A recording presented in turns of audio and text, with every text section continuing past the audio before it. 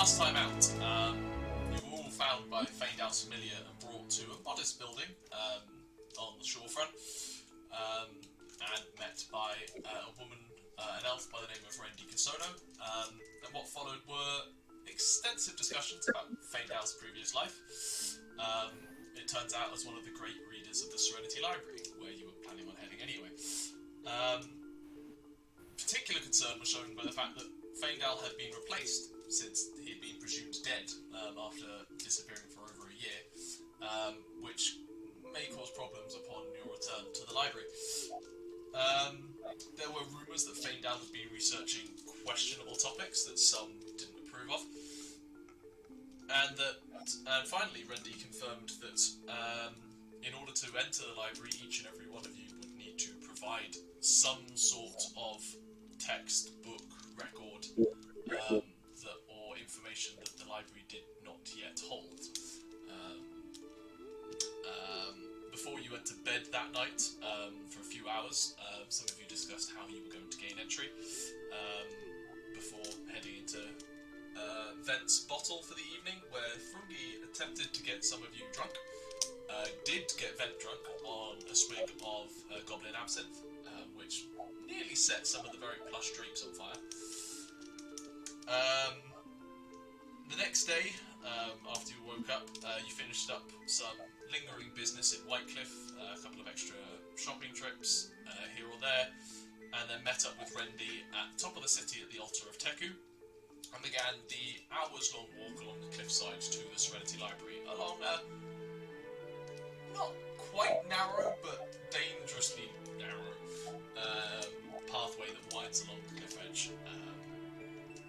As it came into sight, Thrungi challenged the quality of the stonework ship to such a level that he actively annoyed the elven guide who was offering to help you get into the library. We will see how that pans out in the next few minutes.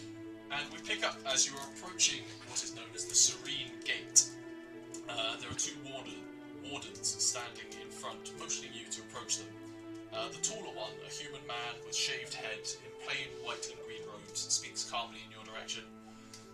Welcome, travellers, to the Serenity Library. Entrance to our library requires you to provide knowledge not yet contained within. So, what do you present to gain admittance?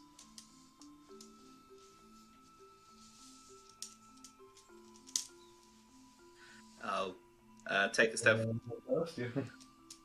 I wish to gain entry via oral history. Okay. What do you propose? What makes your oral history interesting enough for us to make record of it? I look him directly in the eye and turn my head to the side to reveal the lack of a back of a head.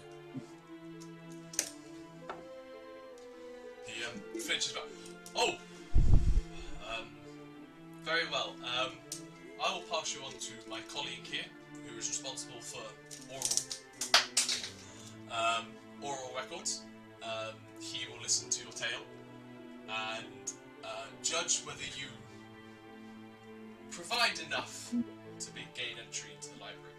He motions you to the side where you see a slightly shorter human male again, with kind of long, shaggy brown hair in similar white and green robes, and he motions you over, and you go to the side of the road so that the next person can interrupt. Roll me a persuasion check, please. Alright. That's pretty good. Where's my skill? Persuasion 19. 19. Sorry, 21. 21? 21, sorry. So what do you tell? You don't have to go full on soliloquy, but what's I've got it written down. Feel free. So, once I'm sort of fairly sure, I'm fairly, far out of the ear range of the rest of the party. So, my story begins around 5 years ago, when I was a student studying in Arok in Jaqui. I was a student. My family were apothecarists, half-elven people, lovely. I was beautiful, The only sort of signs of the horns that you can see here now, there are more ridges on the side of my head. They weren't too great until a day around 5 years ago, where as a sort of person who'd been studying magic from an academic field, you understand, I was looking to sort of study the history of magic, the ways that magic has changed over the years. And so I studied in one of the smaller libraries when a headache began. I'd been having these headaches for months at this point, ever since some small magics began to become available to me. I'll raise my hand and sort of bring out a little minor illusion of a half-elven young man with very sharp features, lovely sort of bright blue hair that sits sort of coming down to a sort of light ponytail down the back. This sort of magic eluded me for years, and then one night a voice spoke, and I awoke with a small amount of power. Now, over time, these headaches got worse and worse until eventually, as I was sitting to study, another one struck, and it hurt far more than any had before. And so I fled as far as I could and ended up in a closet, anywhere to escape the light and to have some moment of silence when, and with the little minor illusion, just the back of the skull will explode outwards in flame, I shattered. I awoke and there was flames everywhere. So much fire, and I ran far away. And as I understand, the flames were brought under control fast enough. I mean, the libraries of the capital are not without their defences. Only a few people were injured, and as I understand it, only one death. A half-elven student. Their name was Tadnif Naur. And since then, I've been seeking to find where that fire came from. What is it that caused this bizarre transformation far beyond anything I've seen in this world? And I'm hoping the library might have some answers as to why.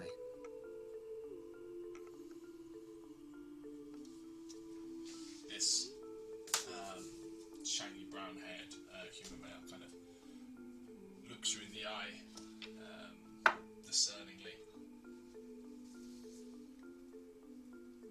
And then, without saying a word, pulls into his robe, pulls out a small scroll,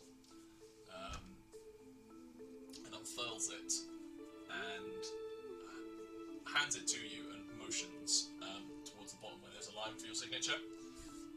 You quickly kind of glance it over, and it's essentially a writ of ownership of your story in terms of record. And you see at the bottom, as he's like handing over to it, an amendment is kind of added to the bottom of it, which, as you read, is essentially encompasses that upon the conclusion of your question as to where your story started, such that there is an end to the story, that is also included within the Serenity Library's records. And he just stares at you pointedly. I read it through and prestidigitate a fabulous golden quill and fill out my name at the bottom. He nods sternly, stares back at his compatriot. His compatriot turns around to you and just goes, "Welcome to the Serenity Library. I do hope you find what you are looking for." I hope so too. Motion. I'll wait for the rest of you, friends. Fair enough. You enter into kind of the gatehouse and stand there waiting for the rest. It's at this point that before the rest of you can kind of go up, Rendy goes and talks to the man and goes, "Jakob, I do..." And Jakob does himself, "Oh, Rendy, excellent. glad you could come. You are, of course, welcome to enter in at any time. Have you managed to put in that word for me at any point? I haven't yet. I was hoping to talk to Alchrist about it today after I returned with some news about what is happening on the mainland. As you can see, I have apparently found some interesting folks, and hopefully that will put him in good mood to address your concern. That's appreciated, thank you. You of course don't have to provide anything. You're a member of the library, happy to go. Thank you. But I would like to make sure that these fine fellows, at least a couple of them, make their way inside. So I will stay here to aid in their services.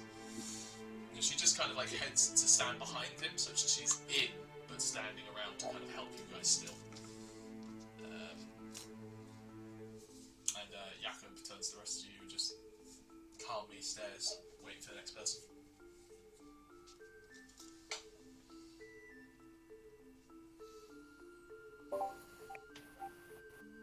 Rambear walks up, a bit cocky.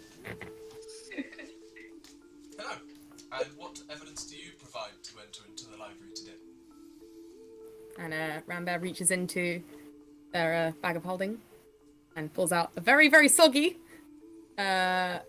drawing, a mechanical drawing that they were once approached about by a goblin.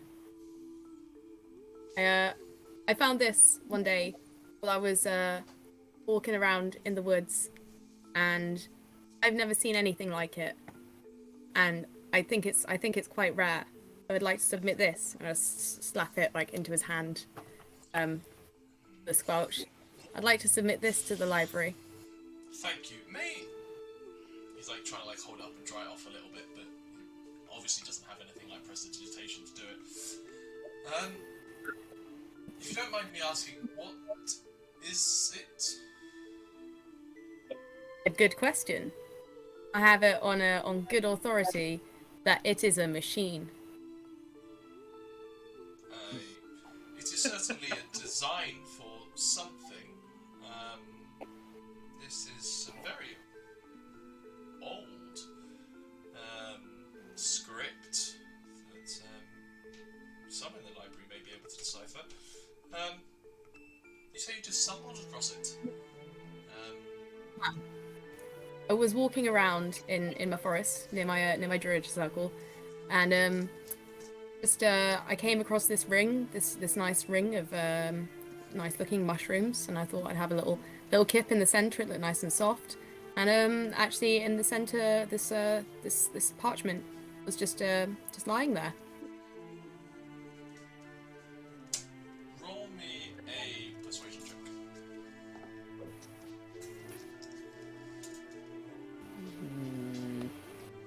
Rambear's not very persuasive. Rambear remains not 6. And looks it over and turns to Rendy.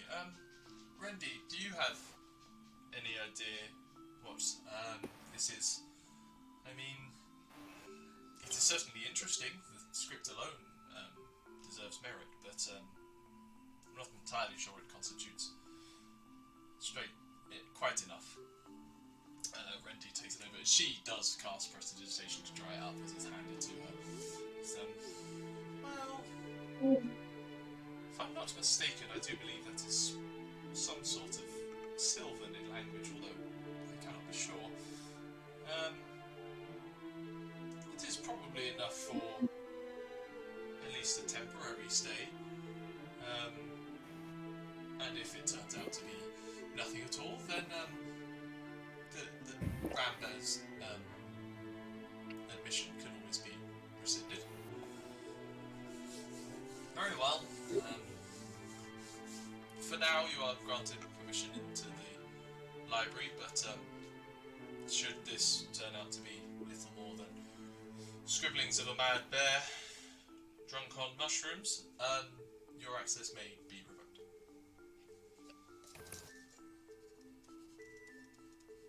Rambear's gonna say thank you and sort of waddle on past.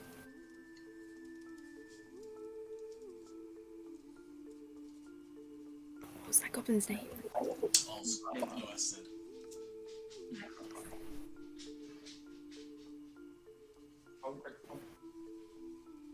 Oh, Distillation. I was like, fermentation? No. Okay. Back up turns to the rest of you.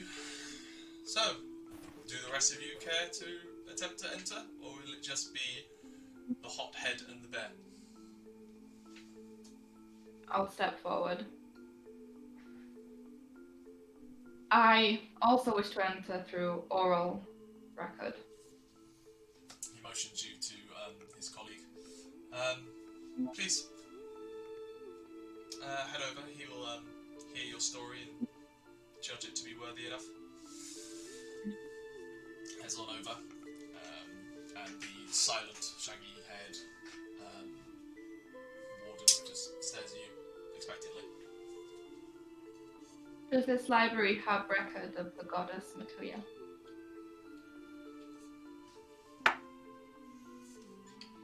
See him think for a moment.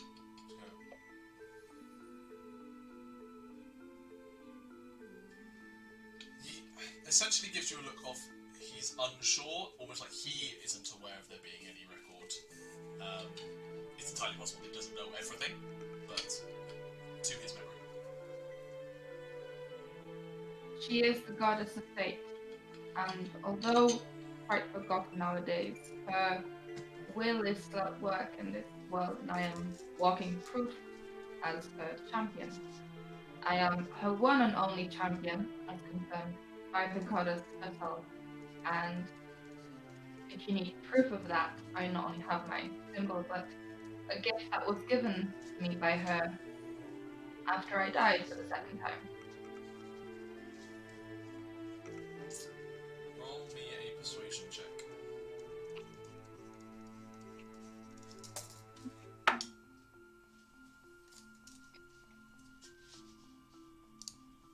$11.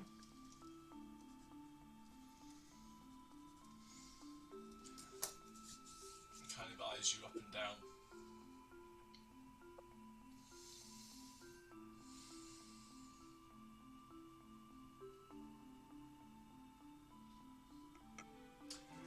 And shakes his head.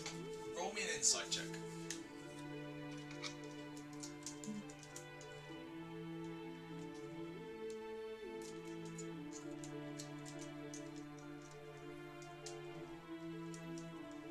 Okay. The gist you get is that what you have provided doesn't constitute enough for a record. Can I show him my crystal one gem thing? He does look it over, and kind of an appraising eye passes over it, and he seems to accept its significance. However, purely the existence of this item doesn't constitute something that the library can store and record in terms of history, knowledge, etc. at this point. And so he is not quite accepting of what you have provided in terms of oral accounts. I'll sigh and go, I can also provide a description of a secret citadel that still lives. You see one of his eyebrows just slightly twitch in a intrigued manner.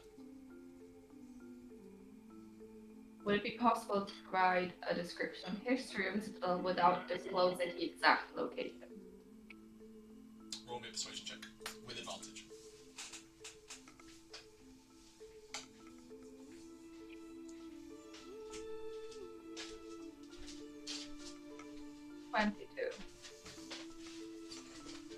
Stares you in the eyes for a second before.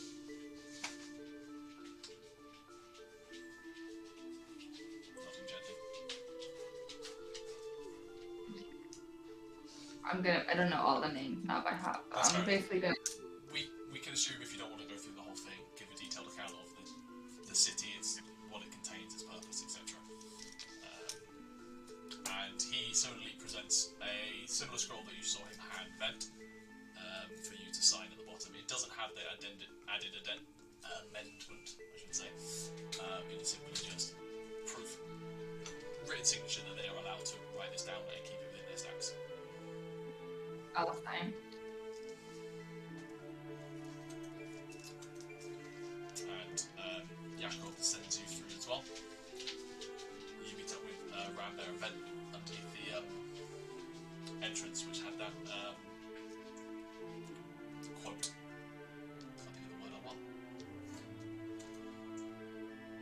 He turns to stare at the remaining three of you.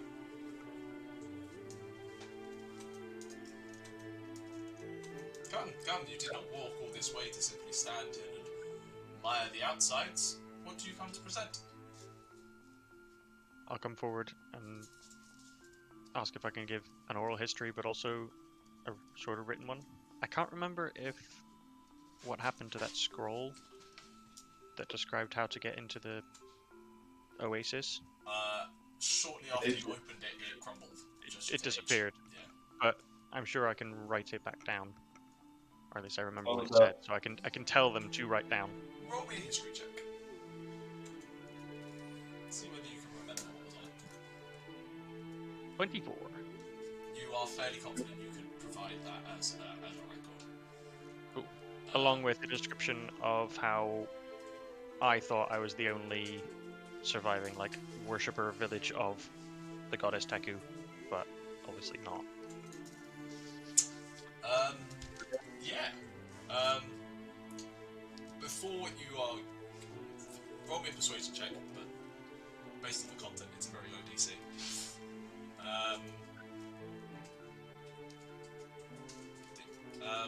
The two of them kind of take it in turns. Jakob presents you a piece of parchment for you to write down that record as an actual physical copy, while his mute friend listens to kind of that whole you detail and how it came to be kind of thing, and the fact that there are these two disparate communities that are tied by a singular entity, essentially. And both of them seem content, and Jakob goes, perhaps the most interesting things provided by your group so far. This will make a great addition to the library. They have a temple to Teku on the island as We well. appreciate that. Balthazar is going to smugly walk in as well. Thrungi?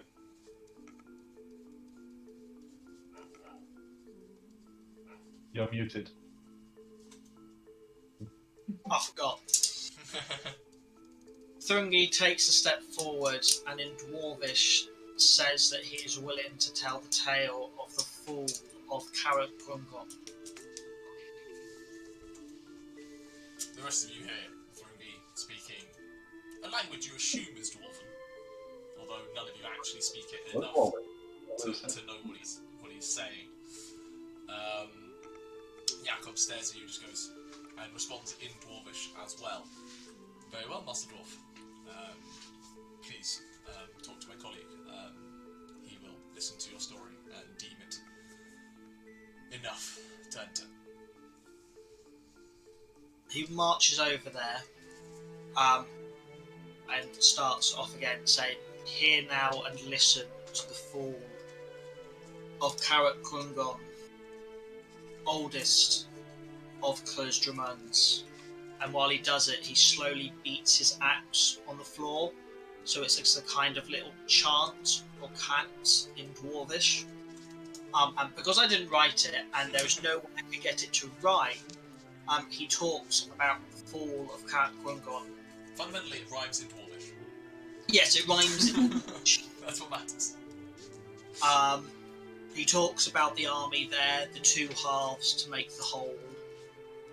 He talks about the attack of orcs wielding unknown fire magic and the rage that seems to come off them. The fact that no army of Dwarven could stand against them. And the fact that only half of the army was ever available for various reasons.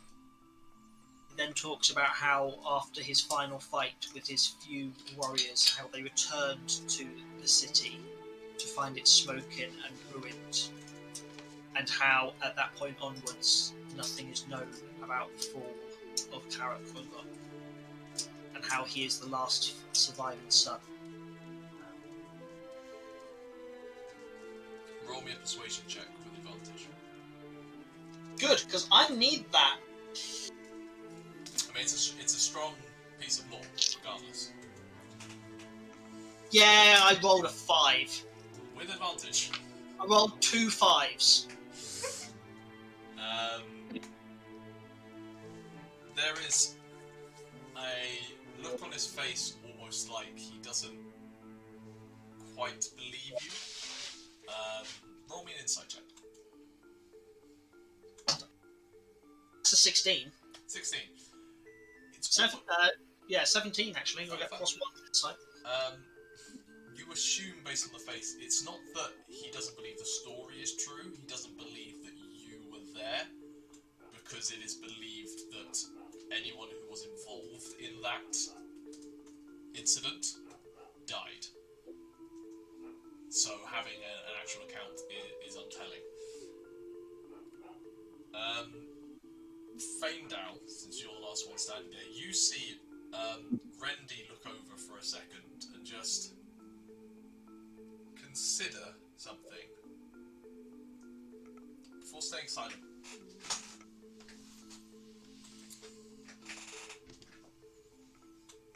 Does Thrungi make it through? He hasn't yet.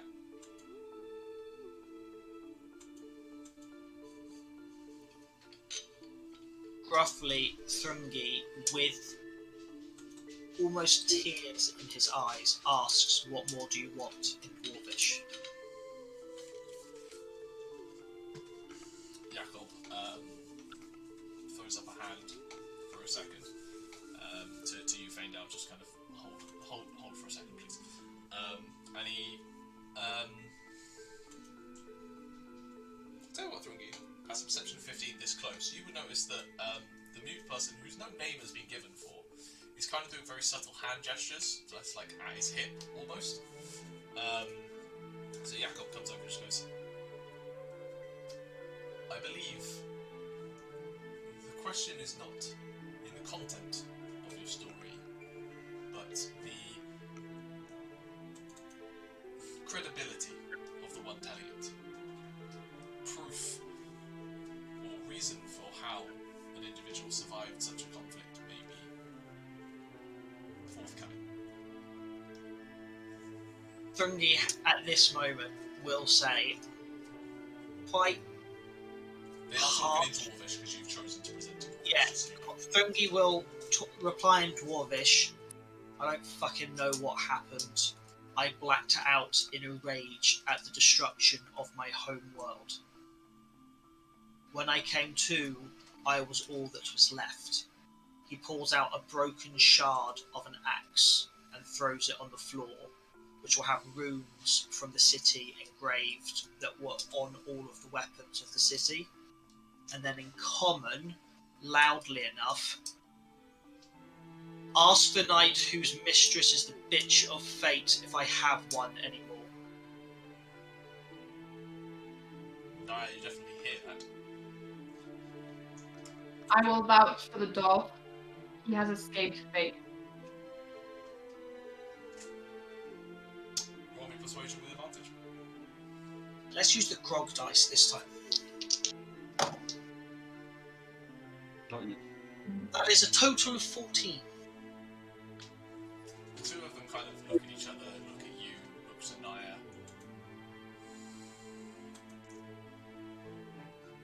And just nod at each other before Jakob walks away. The mute one presents you a scroll to sign that they may record your story for future posterity.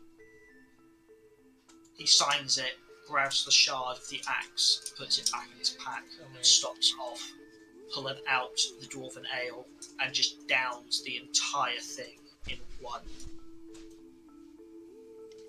Roll a constitution saving throw, just because.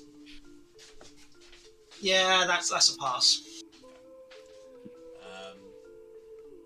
You're very instantly full, and there is a satisfactory level of numbness that hits, that it was the thing you were aiming for, but you were by no means intoxicated. He wanted to feel it, but if he was properly going, he'd have downed the absinthe. Yeah. And lastly, the three members of the library turn to you, Faendal. And I will take my green and white tabard, throw it on, and I will announce myself. I am Great Reader Faendal, returned from the grave. You see from behind Jakob's shoulder, Rendy give a little bit of a smirk, of just almost faint familiarity with that kind of confidence and assuredness in oneself. If you require lost information, I have plenty. The locations of the lost civilization of Shelandai, the city of Mamara, the libraries of the one with the pyramid. Oh, no, that is Mamara. That is Mamara. Mamara had the pyramids. Well, two of them had pyramids. The lost city of Kulat. Any number. Now let me into my library. Roll me a persuasion check with advantage. Slowly. He's what?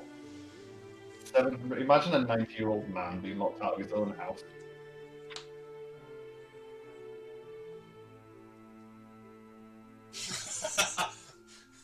Say it. Not 20. I don't even wait for them to reply. I barge them aside and walk in. Okay. Yakov and the other one look at each other just like, is that really who he says he is? And they just kind of stare at each other, and Randy just goes, I do believe it is, but that's not for you to decide. Have a good day. And she just like saunters in on your left as you both just walk in. Your scarf. I still haven't figured out the right terminology for it. It's like flat scarf, like a priest's Yeah, thing, isn't it? And you all just walk in as Faendal basically owns his shit. Thrungi does If there have is- like a tear stain, like his face is grimy always, but there is like a tear mark down. That Rambear is probably the only one that notices. Well, Thrungi's large ring isn't there, so I've got to overcompensate. If there is a front door, it's slammed The up gate with is magic. open. They're basically just they're Okay, friendly, yeah. just walking directly in, kind of thing. And yeah, you walk underneath that entrance with the message above, and you come into the Serenity Library. Walking through the gates, you open up into a broad plaza, which is very light and airy. A small number of people casually move between the neatly organised buildings, which sit flush against the walls, leaving a nice open space in the centre just to keep the open atmosphere. A small tower sits on the wall to your left, where a number of birds circle around a gently flashing light at the top. A shop with a sign which shows a needle and thread on the opposite side, and a long building with a number of open stone windows, 3-4 stories high by your estimation. There is a modest stone temple with gargoyles of various magical creatures. You see griffins, hippogriffs, sphinxes, even the odd dragon carved in stone relief. And then a short distance from there, a 3-story bunkhouse next to a circular tavern, which has a smoking chimney at one end. Just to the right-hand side, as you enter, there is a stable where 2 horses are tied up outside, and a small attached blacksmith shop, essentially, where you can see a number of tools and horseshoes hanging up. And next door to the bunkhouse, just a short distance away, in between the temple and the bunkhouse, is a small but beautifully made kind of white walled terracotta tile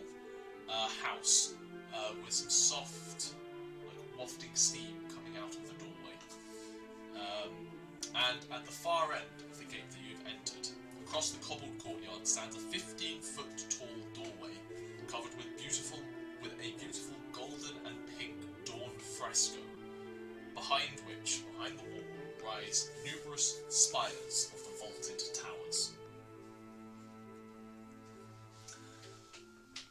Well, I think that went better than I possibly feared. Some of you have intriguing stories that I think will make fine additions here. She gives a... what's everyone's passive insight? Shite. Insight. 18. I said shite. Oh, shite. 15. 14. God, not what? Faendal, you're the only one that noticed as Rendi kind of gives... Like, she looks at all of you, but her gaze lingers ever so slightly on Thrungi. It's quite imperceptible, but you just catch it. Like, she's reassessing some things. I'm not entirely sure what many of you had planned, but Faendal, your entrance isn't going to go unnoticed too long. But by any estimation, the Great Readers are not the most proactive individuals in the world, shall we say. It may be a couple of days before we can get things all sorted out, so I suppose use the time you've been given wisely. Unless you have any questions for me, I need to head off to Alchrist and possibly start the necessary steps. How much free reign do we have? As guest of the library, up until your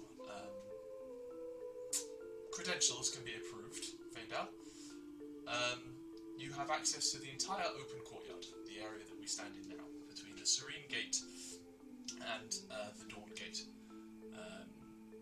to use at your leisure.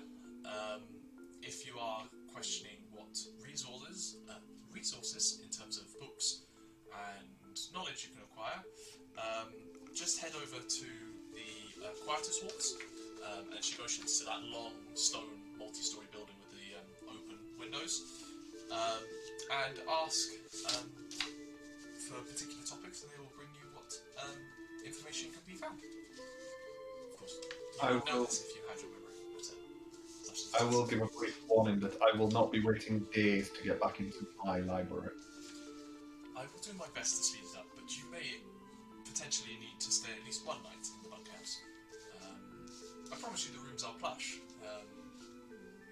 We don't lack for much here, but I can't promise that it will happen today.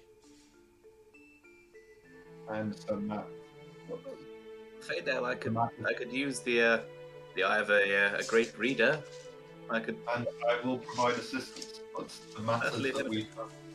the matters that have brought us here are very urgent, and I would very much like to know. I would very much like to see my old library, and I will not be kept waiting too long on that. Very well. I'll do my best. For the rest of you, if you need anything, clothing, head to the Erudite Clothing and Tailors. If you need to send a message to anyone, I know some of you ordered some items from retailers in Whitecliff. The Silver Rookery should be able to help. Tavern, bunkhouse, any other questions? Is there some sort of bathhouse here or something where I can clean up a little? Oh, yes. And she motions to the building that sits in between the temple and the bunkhouse. The House of Rest should... sorry, not the House of Rest. The Sea Spray Bathhouse, sorry. The Sea Spray Bathhouse should be able to help you. Incredibly relaxing. You know, for those who have been studying a little too long, it is a fine respite. Something to get all the sea salt off my skin would be lovely. I'm sure they can help you with that. Now, if there is nothing else, I really must. Miss, are we allowed to see where Faendal used to live? Not currently. If my expectations are indeed correct, his hall, his residence, his sanctum will be in the vaulted towers behind the Dawnrise Gate. And currently, none of you have permission to go beyond the gate. I can't imagine I would have taken residence too far from my library, my sanctum. Okay. Sorry, Rendy, in case we need to find you again, your full name, what was that? Oh, I'm Rendi Casono. I'm the primary aide to Great Reader Alchrist.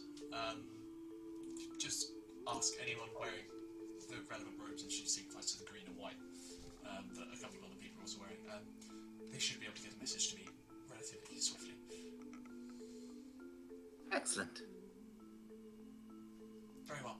Now, if you'll excuse me, I must get on. And she wanders off and heads directly towards the Dawnrise Gate. Sorry, Sunrise, not Dawnrise. And talks to the rather, upright and slightly well-built looking individual in front of the gate, who welcomes her before she slips through this gate. And, you see it open for a second, Rambear Faendal, mainly. That thing is thick, and by your best guess, made of some very dense metal. It's not something someone forces open. Not even with a crowbar. Not even with a crowbar? You think even the legendary status of that crowbar would struggle. But, the open courtyard is yours. What would you like to do? Then I believe you wanted my I literally take Faendal by the hand and I am just walking towards the stone house with the books. The quietest walls. The rest of you?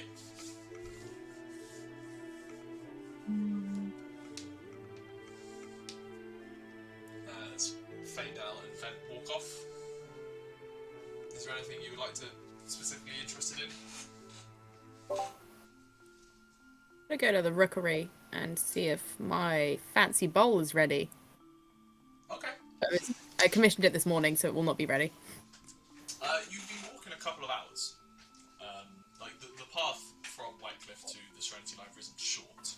It did take... You met up at noon, and it took the better part of the afternoon to get there. So you're all feeling a little bit road-weary. And the trial, essentially, to get in wasn't exactly stress-free. But yes, you can head up to the rookery. Thrungi will go to To the rookery. wherever it is, so they can send a message so that it's back Yeah, that's down. fine. That's what to do. You head up there. There's a small flight of steps that leads up on the inside of the wall onto essentially the battlements, for lack of a better term. And the view out into the bay is stunning for doing it lightly. You are high up on the cliff overlooking the bay with nearly a perfect view out of the entrance to the bay. The Warden of the Isle kind of glints in the sunlight, and you can spot a dozen ships kind of sailing in and out and around the harbour.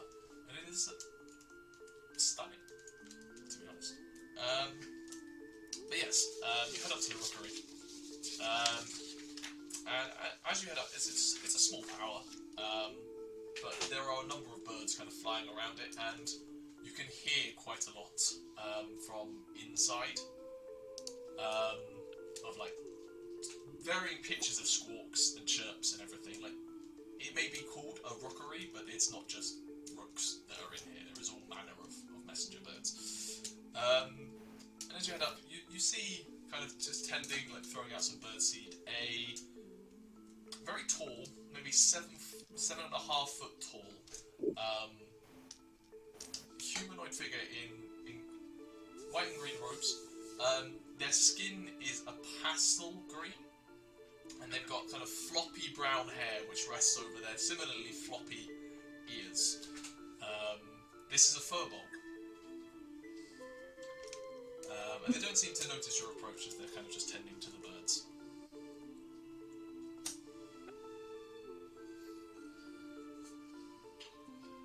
I'm gonna fluff him up. I'm gonna fluff him up. Oh, hello. Ma, you're wonderful. Hello, how can I help? Hi, fairy guy. Rambo's gonna be really like, I've never seen anybody this color.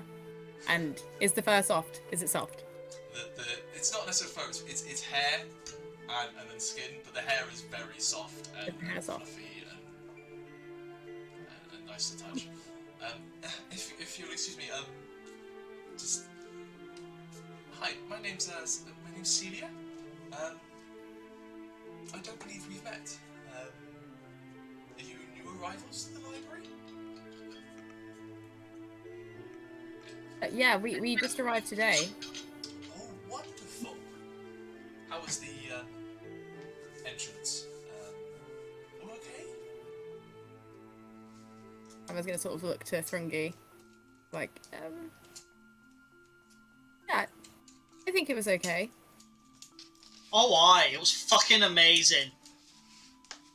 Oh, okay. Let's say not all enjoy it. I suppose you were wanting to get a message to your friends and family that you had indeed arrived? Thoughts loudly. Rambo's gonna politely interrupt Thrungi's snort. Say, I've actually commissioned a ornament from the town below. I was wondering if it arrived, and I think Thrungi.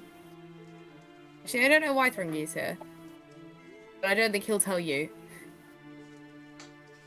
2 orders placed. I wanted to make sure I received. Very well. Well, it's not uncommon for people to do that. Most people just simply send a message to whichever store they ordered from and just ask them to deliver the item up here. Getting residents in the House of Rest, and it's quite simple. I can obviously help you with that. We'd love help with that. We don't really know how everything works here. We have a friend who was here before, but he doesn't remember much. Oh. He's sort of useless as far as travelling companions go, but he is a fun guy. I hope he's not a mushroom.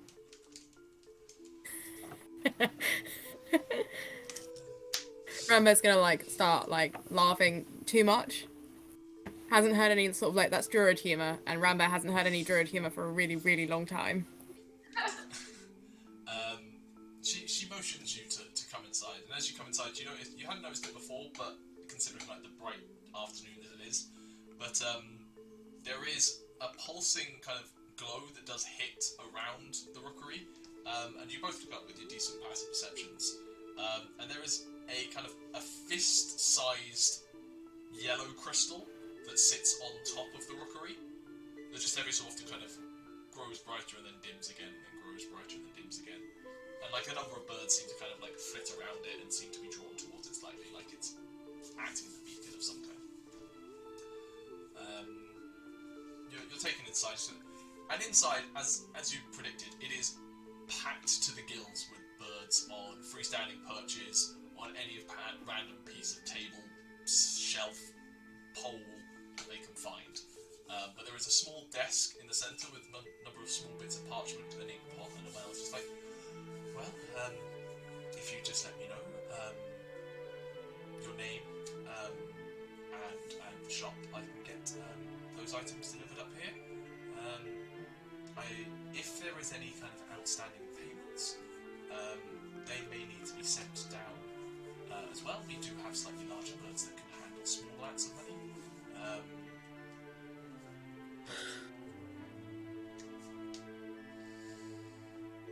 Thrungi tells him the place where he ordered. I will say this: it is a female furball. Just She's voices. tells her where he's ordered, tells her the situation, explains that currently there's no money outstanding, he's paid the deposits, and that it will be paid upon completion. Okay, so you're just sending a letter that you are there and you're basically wanting to be notified when they're completed, rather than have them delivered up to the library. Okay.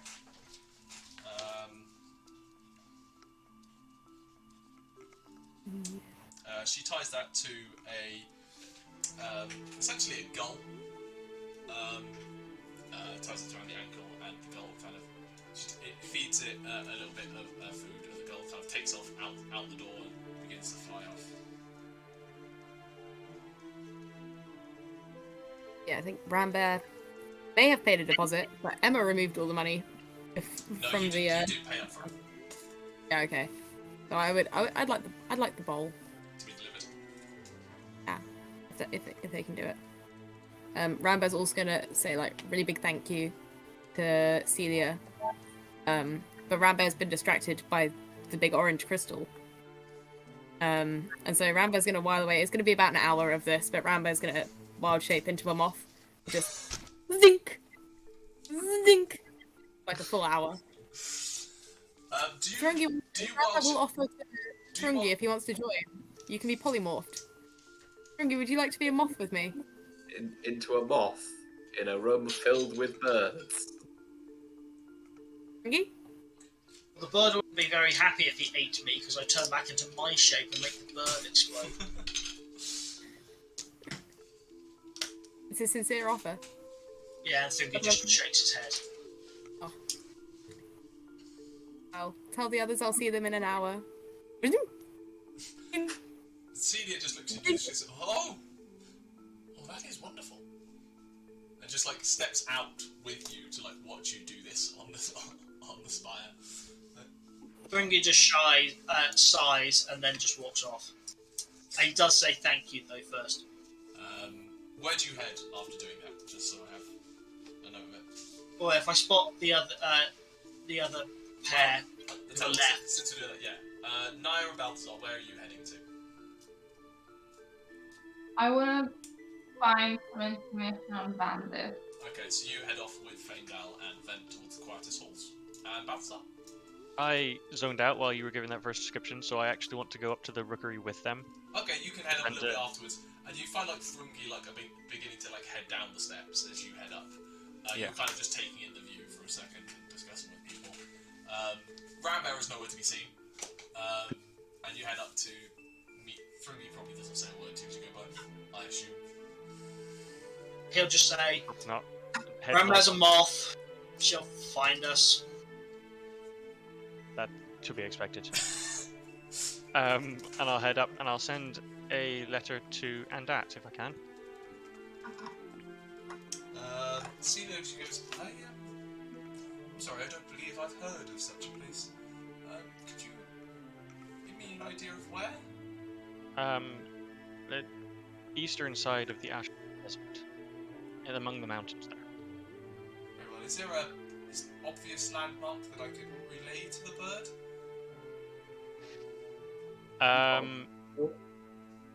I don't know. It's just lots of mountains. There's a very large waterfall. Okay. Yes, that waterfall. I don't know how many other waterfalls there are among the mountains. You give it as you give her kind of rough thing, and she's like, very well. And you see her pick up essentially a goose. It is a Canadian goose, for lack of a better term. Clearly a long-distance bird that can handle that long distance. She goes, and then just begins talking at the goose directly. Right. And the goose seems to be paying direct attention, and she's just relaying this information. And the goose seems to give a nod of understanding by the end of it. What's the message you wanted to send? Mother, I've found another place that worships Teku. The whole city of Whitecliff in the Sapphire Bay on the island of Kurond. They have a temple I've yet to explore, but I will soon. I doubt we'll be staying here long, but we're safe. I was typing that out, which is why I zoned out, so I'm going to paste that in chat. Thank you. And then I'll just, He's a little bit excited that he's found somewhere else that worships Teku while writing this. We'll pick up you three after we have dealt with the researchers. But I do think I am just now seeing Cecilia as Bismuth from the Oxventure. Right, I'm about I was about to say, I think there's a good point because the research will probably take a while to take our break. So I'll see you guys in a bit, and see you shortly.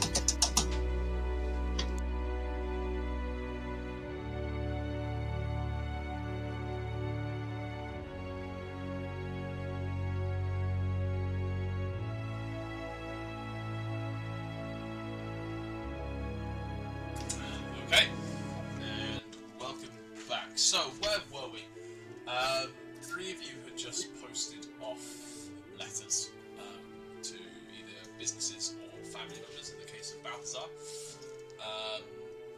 while the other three of you had headed off into the quietest halls to do some research. Once you are inside, the noise of the crashing waves, the wind, and just the general hubbub of shops and stuff is completely deadened. And you turn to kind of speak to each other, and just no sound comes out. This is essentially a silence spell, such that no sound can be uttered within the quietest walls, at least in the communal areas. You head up to the main desk, and through initially hand gestures, which I don't believe anyone here knows. I'll tell you what, Faendal, roll me an intelligence check. May come back to you. I can literally sign a little bit if you like. Yeah, I can't. I want to say me and Ben can minor illusion to each other. Yeah, I was just going to start minor illusion, like words in fire. Fair.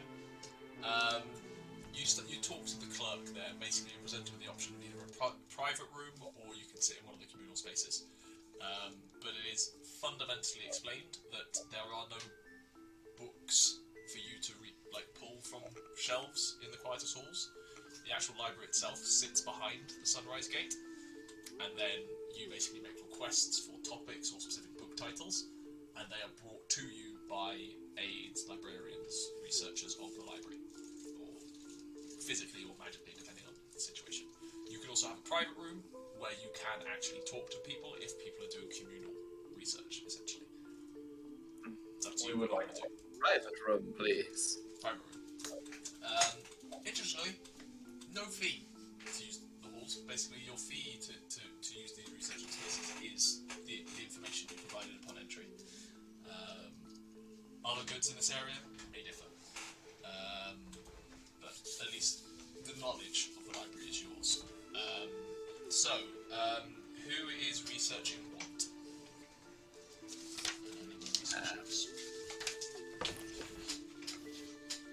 Unless Faendal had anything to... I think Faendal and Nyah are with us, aren't you? I think Nyah had her own things that she wanted. But I have plenty of things I could look for, but I'm helping you right now. Okay. Well, if I take Games of Devils, so Wagers of Archfiends, then you can look into a Freet for me? A Freet. Freet. I feel these two are sort of more of the fiery kind, so I feel it's... Do you want me to look into other denizens of the elemental plane? I think mainly the elemental plane of fire is where I'm going to be looking. There's been a big fire motif to a lot of what I've been doing.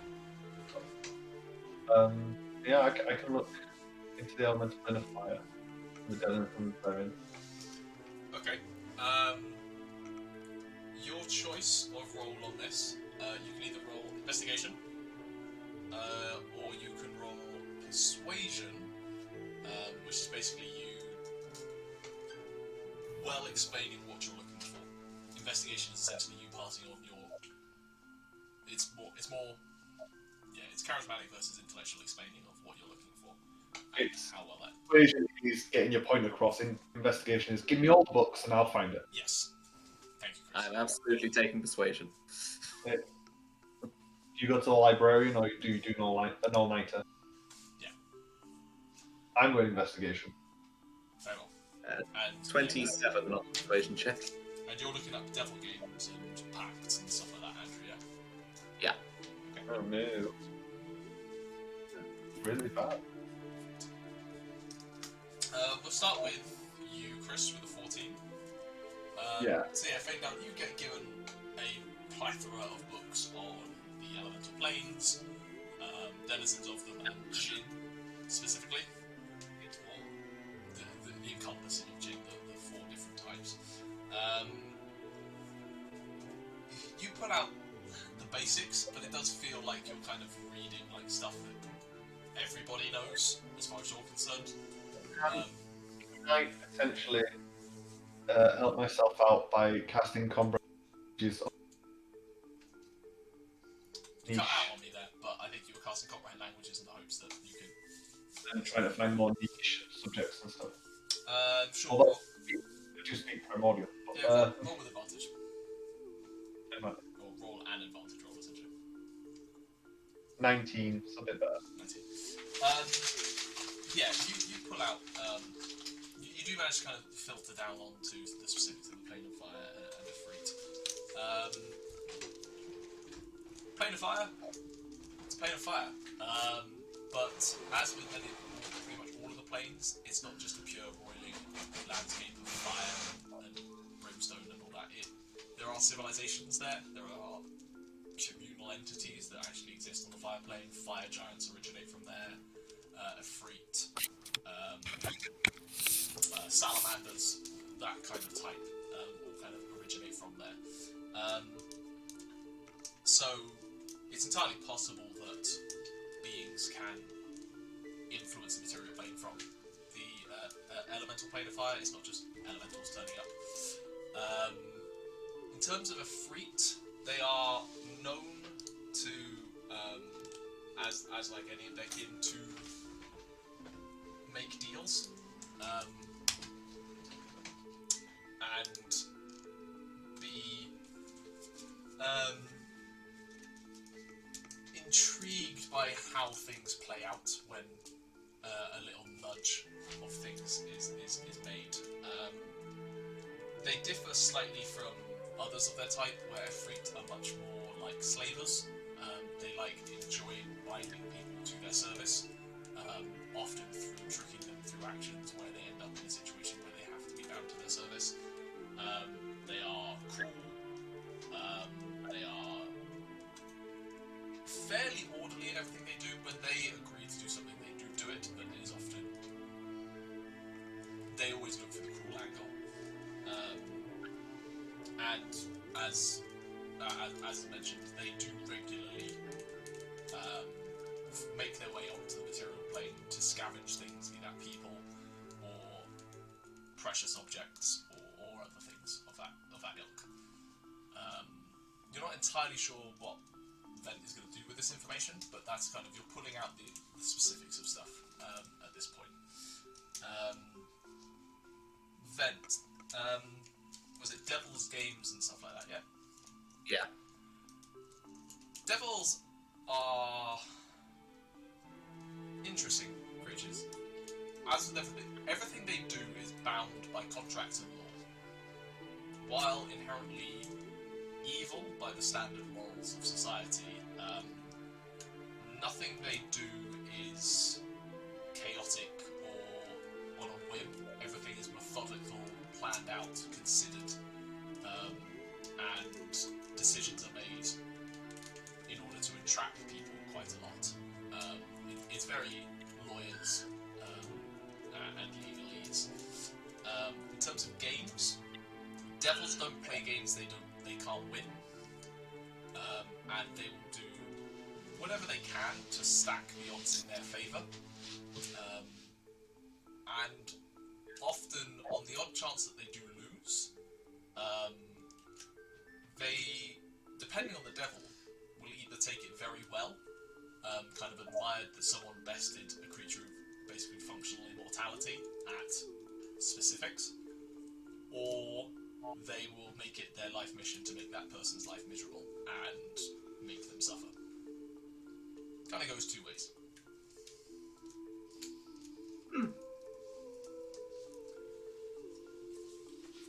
Does this help you, Bent? Are you looking for something more specific? I'm going to sort of take sort of the notes that I've been taking on what Faendal's been saying to me, sort of putting them side by side with the notes I've been taking on devils. So I sort of take a moment to sort of consider where this fits in with the 17 individuals I've come across so far, briefly. Roll me a straight intelligence check. You can have advantage because Faendal may be able to relay things and help you break down the problem. A lot better. 20. 20. Unnatural. You don't have a clear answer, but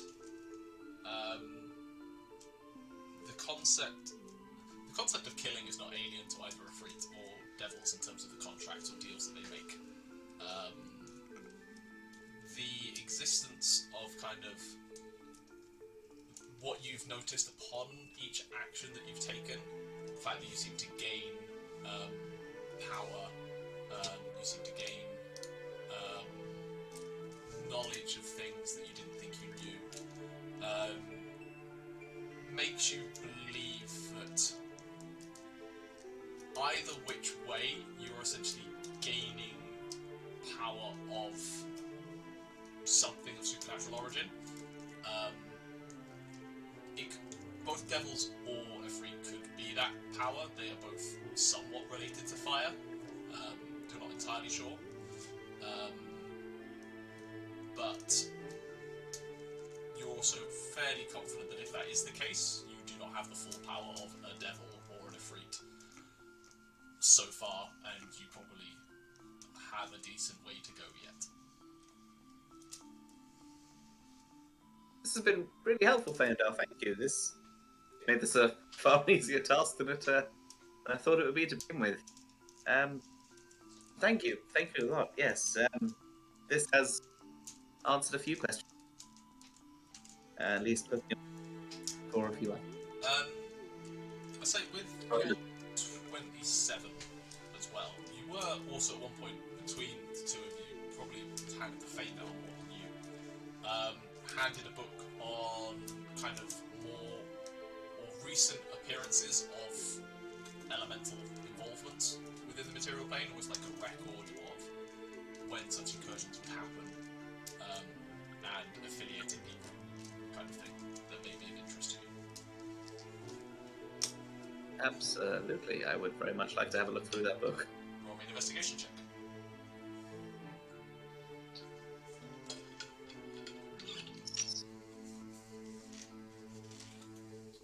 18.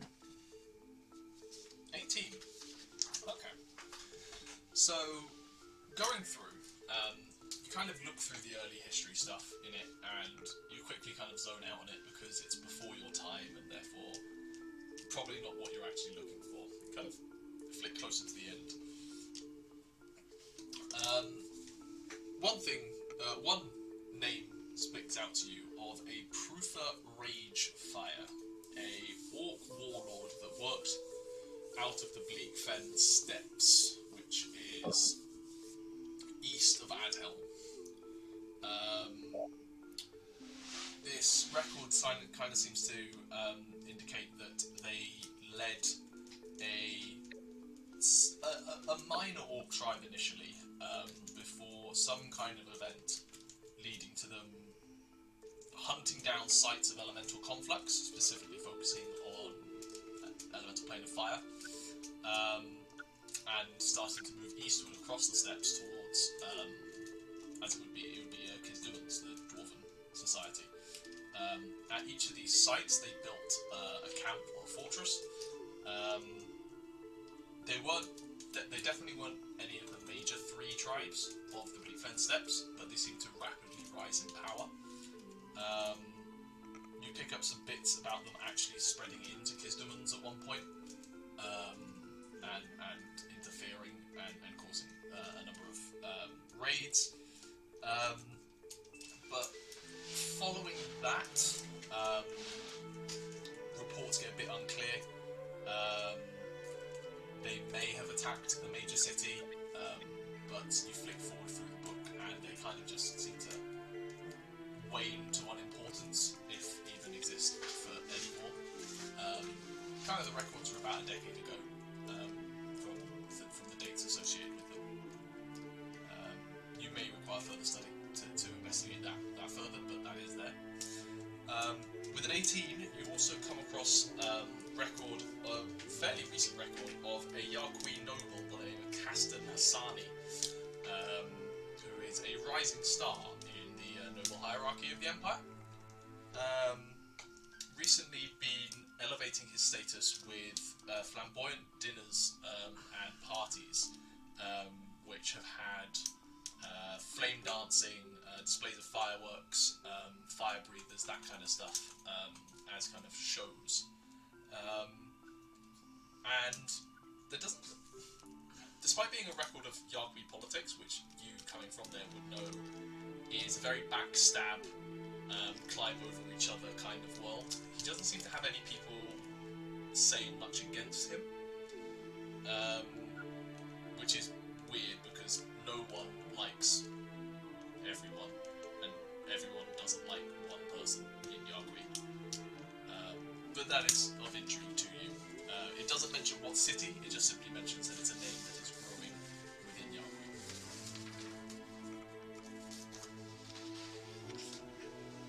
Thing. Yes. Okay. Well, thank you, Faendal. You've been instrumental in aiding my learning. Glad I could be of assistance. Should we go check on Nyah? There's more I can come back and study another time. This has been a great first step. I might have my own research to do. If you'd like to return. Yes, certainly. I'll leave you to it. Very well. I'll go off to see what Nyah's up to and see if she's Nyah, can I assume you got your own private room, or did you go to the communal areas? Yeah, I'll get a private room. That's fair enough. Away from the peasants. Who wants to go first? You guys go first. Nyah? Okay. While you're waiting for the books you requested, Nyah, Vent does kind of like appear at the door. Vent, you did knock, but just no sound actually echoes through the door, so it's kind of ineffectual. But Vent is there. It's hard to notice like the soft glow that appears underneath the door from the rather warm head. But you usher him and he does enter, and you sit there for a short while you're waiting for whatever you requested. Speaking of which, what did you request? The monarchical history of Bandit. History of Bandis. Okay. Investigation or persuasion check, your choice. Persuasion.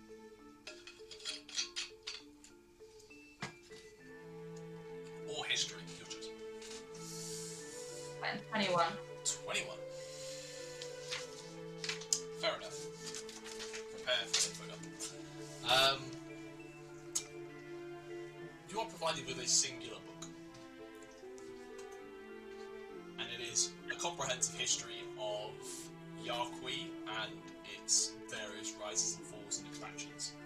And you spend some time flicking through it, focusing on Bandis. You're less interested in everything else. Bandis was once part of the Kingdom of Yarqui, and it was originally claimed by the throne after a relatively short war, long before even the Cataclysm happened. It was a long-standing fiefdom. The end of the war came about by the two sides essentially agreeing that Vandis would become part of the Empire, but not wholly ruled by it. It would become, as I said, a fiefdom. You skip ahead. Nothing much of interest happens until after the Cataclysm, And some 5 or 6 centuries ago from now, maybe a couple of hundred years after the Cataclysm, in dramatic fashion, it broke away from the kingdom. The exact moment of it were the heads of 6 tax collectors posted on spikes at the border between what is now the border between Yarqui and Vandis, which you avoided. And they had their own soldiers stationed on that road, not allowing further traffic. There had been rumours and suspicion about Vandis since post-Cataclysm, largely due to its proximity to the Ashen Waste. Just being that close to what is now considered a straight-up cursed land, it's believed that Vandis itself will eventually become cursed too. And it didn't help that people in the area were getting sicker, paler, less stocky, essentially, as became the culture. You kind of drill down into the secession point, and about a century before it seceded, the Lord of Vandis, who at the time was Lord Emmanuel Sigward, was grossly ill, and didn't actually have an heir. He only had a daughter. Patriarchal name. The daughter's name was Joanna, and in order for him to have, for his line to continue essentially within Vandis, Joanna needed to be married. But no one actually wanted to marry her and move to a cursed land such that Vandis had become. That wasn't until a stranger arrived one night. Joanna, his daughter, fell for this person very quickly, and they were married soon after, before Emmanuel died, such that the marriage was legitimate, and the right of ownership of Vandis passed on to her now husband. It is believed the new lord, who it is written here as Constantine von Racer, sired a son with his new wife, although no official confirmation was ever achieved. That is until a man wearing the crest of the von Racer family and of Vandis assaulted northern Yarqui about a year ago. And although that invasion caused much damage, it appeared an ill-fated invasion and was eventually repelled. Flicking through further,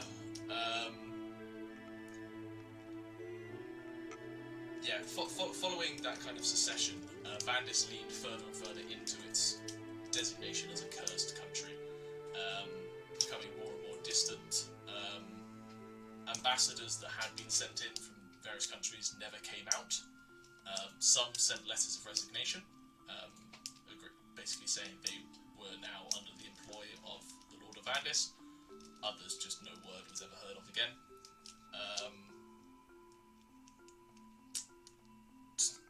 You were curious about the exact nature as to why it was considered cursed. The proximity to the Ashen Waste is fine, but Serenity didn't necessarily pick up those that cursed nature, despite also sharing a border. The rumours behind it being cursed also originated from passing remarks by travellers about a powerful ancient artifact that had been discovered within Vandis, and then hidden underneath a temple of a dozen gods, hoping that the divine power of those gods would hide its influence and subjugate its power, essentially. Although any attempts to research these rumours by the library or others have been met with silence from the current ruling lord in the years since. The only other piece of note is that not long after Lord von Racer claimed the seat of Arkgate, many priests, clerics, page boys, etc., of a dozen religions were driven from the land of Vandis, and a pall of darkness and gloom spread across the entirety of the countryside. And that's what you pick up.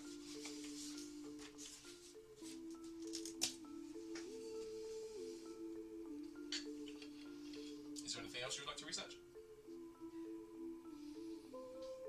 No, that's the only book as well. That was sort of Given, yeah.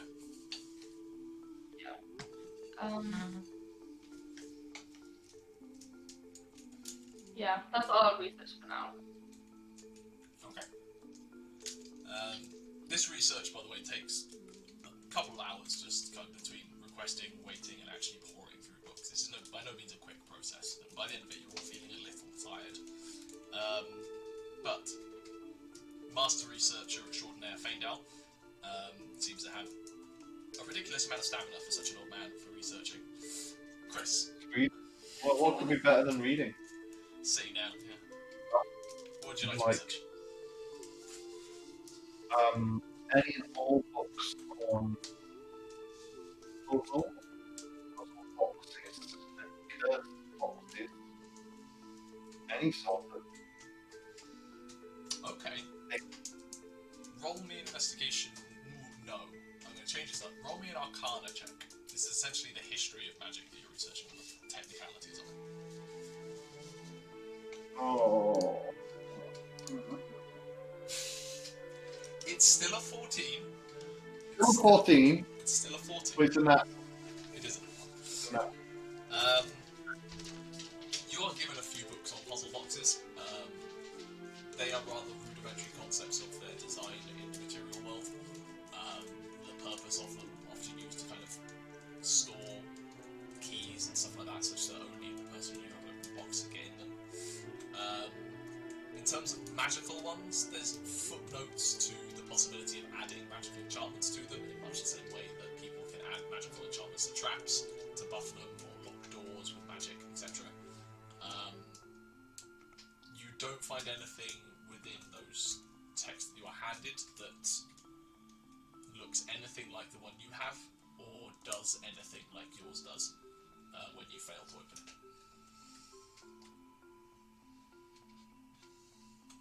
That is a shame. It was a long shot. I mean, Faendal will probably spend many, many hours on every little detail, but we'll eventually get it. Is there anything else you possibly want to look over? Ooh! The Paragon Stone of Aridella? Sure. Roll me, again, hit Arcana or Investigation, which is... Arcana.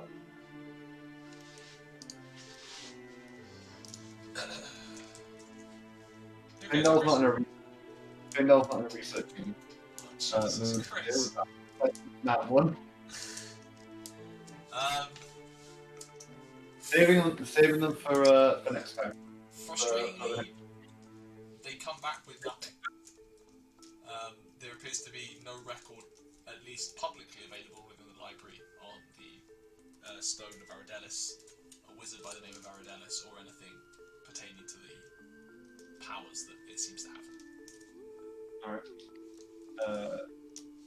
Faendal will assume that the knowledge that he's looking for is not exactly freely available. Very well. And we'll wait for the next. For his access to deeper knowledge. Mothbear. I'm not entirely sure how many hours you spent at Moth. But as the sun begins to set, your brain starts to think that maybe you should try and meet up with other people. Balthazar and Thrungi, what have you done with the rest of your afternoon/early evening? Probably just hung around relaxing. There's a clothes shop. You've got the clothes shop, the temple, bathhouse, tavern, the inn where you're meant to be getting rooms. I would have gone to the inn to find a room. Okay. Thrungi finished as well, so he's got a room. It's a 3-story bunkhouse, quite rustic in the way it looks. You go in, and at the front desk there is a portly man with a red beard sitting at the desk as you walk in. He says, "Oh, how you doing, fellas? Looking for rooms?" Yeah, I was told we would be allowed rooms here. I mean, we've got plenty of We're space. upright, Always got or- space for newcomers. How many rooms we looking for? There are 6 of us that would need some sort of lodgings for tonight. 6. We got shared rooms. We got private rooms. What you? I can accommodate you both. I really don't know. Thrungi, are you there with me? Yeah, I'll say single rooms is what we'd be after. 2 rooms. I'm a little bit full of private rooms. I can maybe do 3 of you in private, and then give you 1 shared room for the remaining 3. Or I can possibly try and work something out with getting an extra space bolted on, but that may take a bit of time before someone can come out and do it.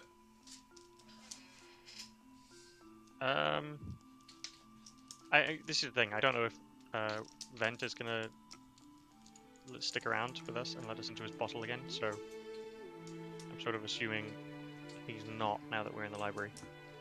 Get the 3. We'll take the 3 rooms and a shared room for now, but it may be we need to change things up. It depends on what the rest of the party want. Very well. Easily done. For the private rooms, that's 8 silver a night, and for the communal room is 10 silver for the whole room. And that can accommodate 4 people in there, but I don't expect anyone needing to share the room with you, so you probably have the space to yourself. Okay, yeah, I'll pay for that. Yeah, so a total of 34 silver pieces for the night. Wonderful. Do you fellas have luggage? I can get it taken up to the rooms if you want, or you can take it up yourselves. I'm gonna head up there now. Very well. You had to. One of the private rooms and head up and dump my bag. Had you 5 keys, 3 for the private rooms and then 2 for the shared room. If you need anything, just let me know.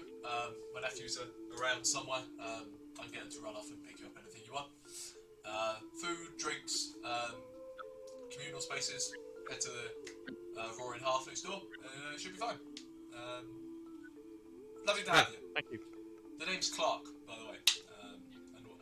And welcome to the House of Rest. Thank you very much. Balthazar is going to go up to one of the private rooms and just sit on the bed and meditate. Thrungi will put his bag away and then head off to try and find some knowledge. So you head to the Quietus Halls as well? Or are you heading to, hoping to prey on it? I'm just checking. No, he's heading off to the halls, but he doesn't want to be seen. Roll By me the party. Roll me a stealth check. This is an arbitrary stealth check, but Yeah, he really doesn't want to be seen. Stealth. 22. 22. Rambear is still a moth. Everyone else is still researching at this point, so it's already in the halls. So none of your party know it's you heading over.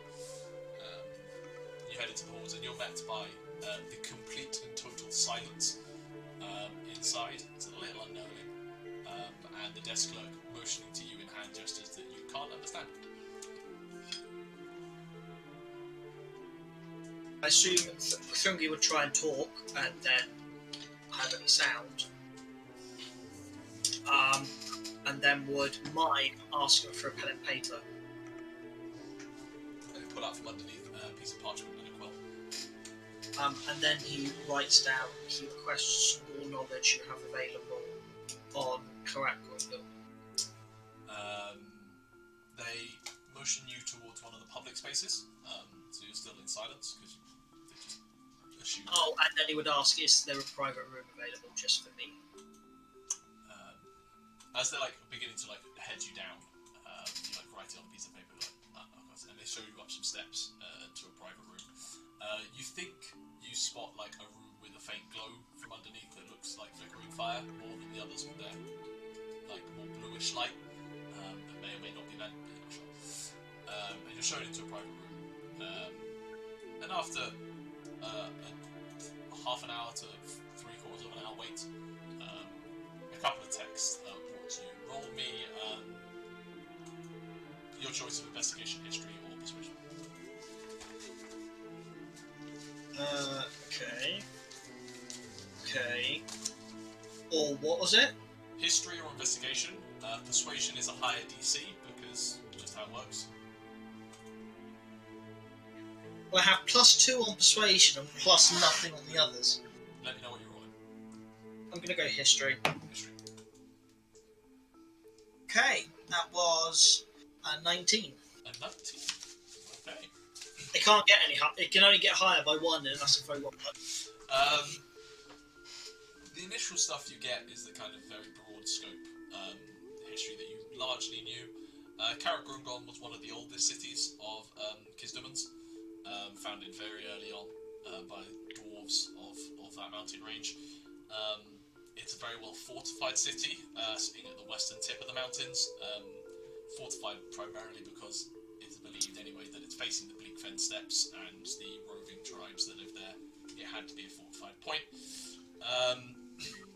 And it was constructed of 2 parts. It had an outer city, which was used for trade with merchants, other races, where the tavern districts were and stuff like that. And then it had an inner city that was strictly only available to dwarvenkind, where majority of the living space was for dwarves. There was mining stuff and stuff within there, but as I say, exclusive to dwarfkind, never seen by anyone else within. However, one of the other books you're handed is written by a dwarf who was from there. The reason it was actually so well fortified, and the reason why only dwarves were allowed inside, is that it's one of the sites, one of the holiest sites to dwarvenkind, as it is the site of one of the 3 Faendal forges. As I say, the outer city was accessible to other folk. The inner city also contained the Lord's Halls, the Treasury, the mines, the smithing workshops, and the Faendal Forge itself.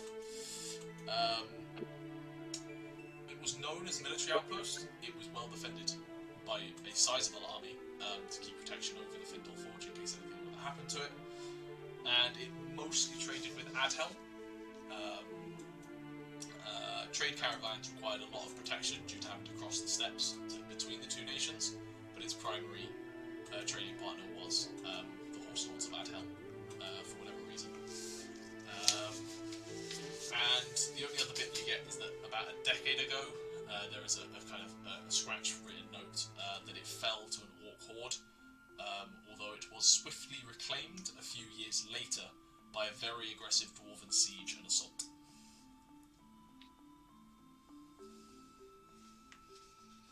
And that's what you get. Cool. After he's read it all and written some notes for himself, is there any more information about who's now in it? Based on that role, other than that it is once again under the jurisdiction of the Kisdomans kingdom, it's not clear in terms of who is actually Lord of the Hold or anything like that. Just that it is reclaimed. That note wasn't written by a dwarf, just so you know. That was written by essentially a human explorer who had travelled there in recent years.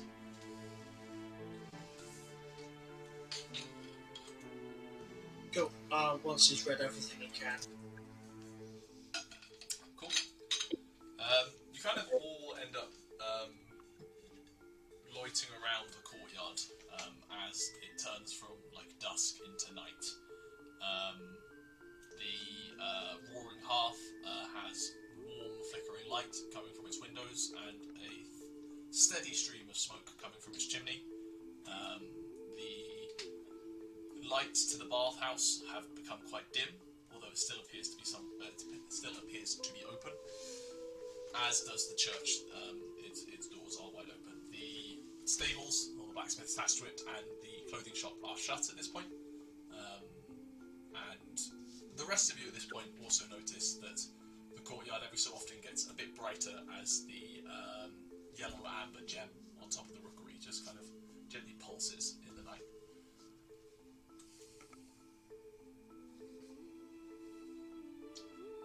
Rambear, you are no longer a moth. Rambear instantly turns back into a moth. Rambear uses her other wild shape for the day. It's got 3, yeah. Only on to That's 3 what now, it is. jeez, okay. Yeah, Rambear ain't around. Visual Cave. Next 12 hours of a moth. But it's half your druid level, so she can spend 15 hours. Oh, is it half a druid? Half your I thought it druid was. I thought it was. It also thought I can only do bonus. 4 at a time. I guess that was at level 8. Fuck. I thought it was proficiency bonus. half your druid level. Half druid level. Okay, yeah, 15 hours. Rambear can just Oh. spend her entire life now in wild shape. Most of my waking life. You have to be a Yeah. bear a bit. Yeah, it's an 8-hour window during the night. 1 hour. 1 hour is a bear.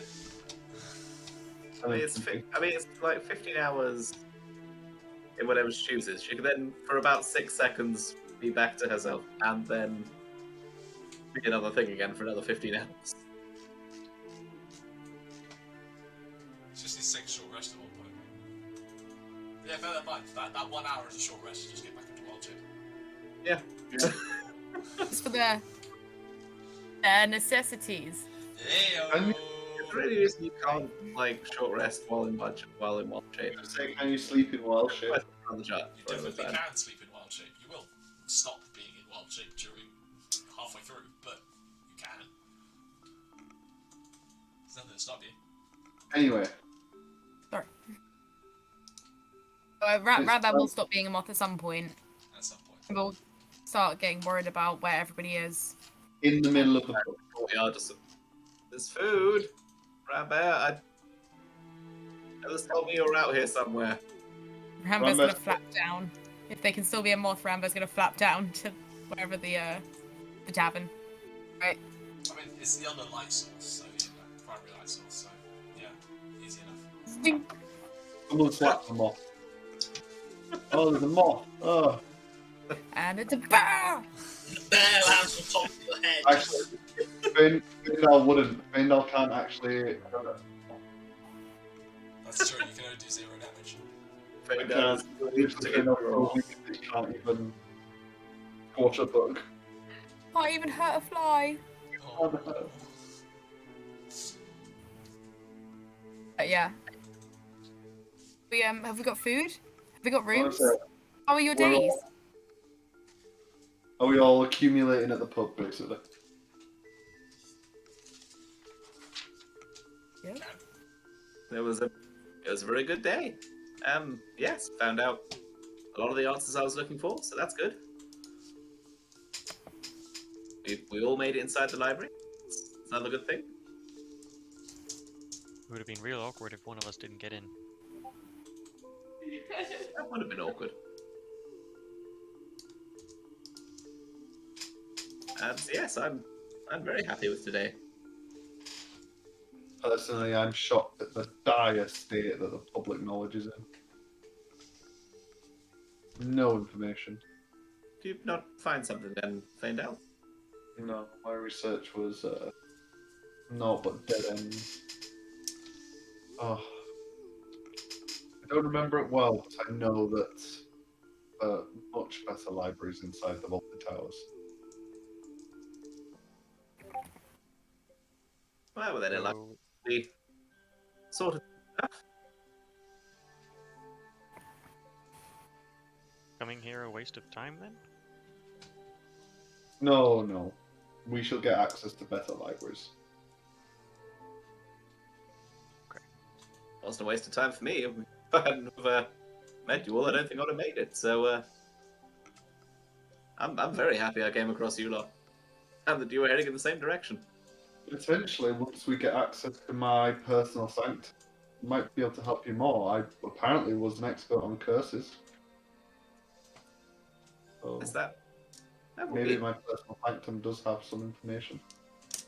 I haven't thought of it. Curse. Do that make more sense? Yes, I've got a few people to follow up with. Sure, you're all going to be off soon enough on your very busy adventures.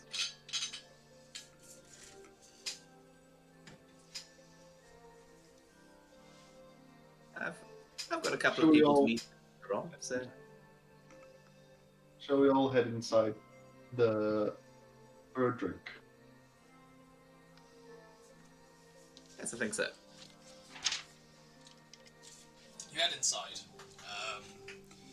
and so from the outside, it's a modest tavern, circular in design, decently well built.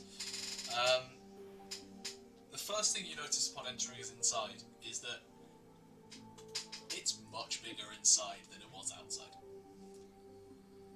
By your rough eye, probably about 3 times the size that it should be. In the centre of the room, kind of held up in the ceiling, is almost, at first glance it looks like a chandelier, but then upon closer look it is far more intricate. It's got almost like clockwork in it.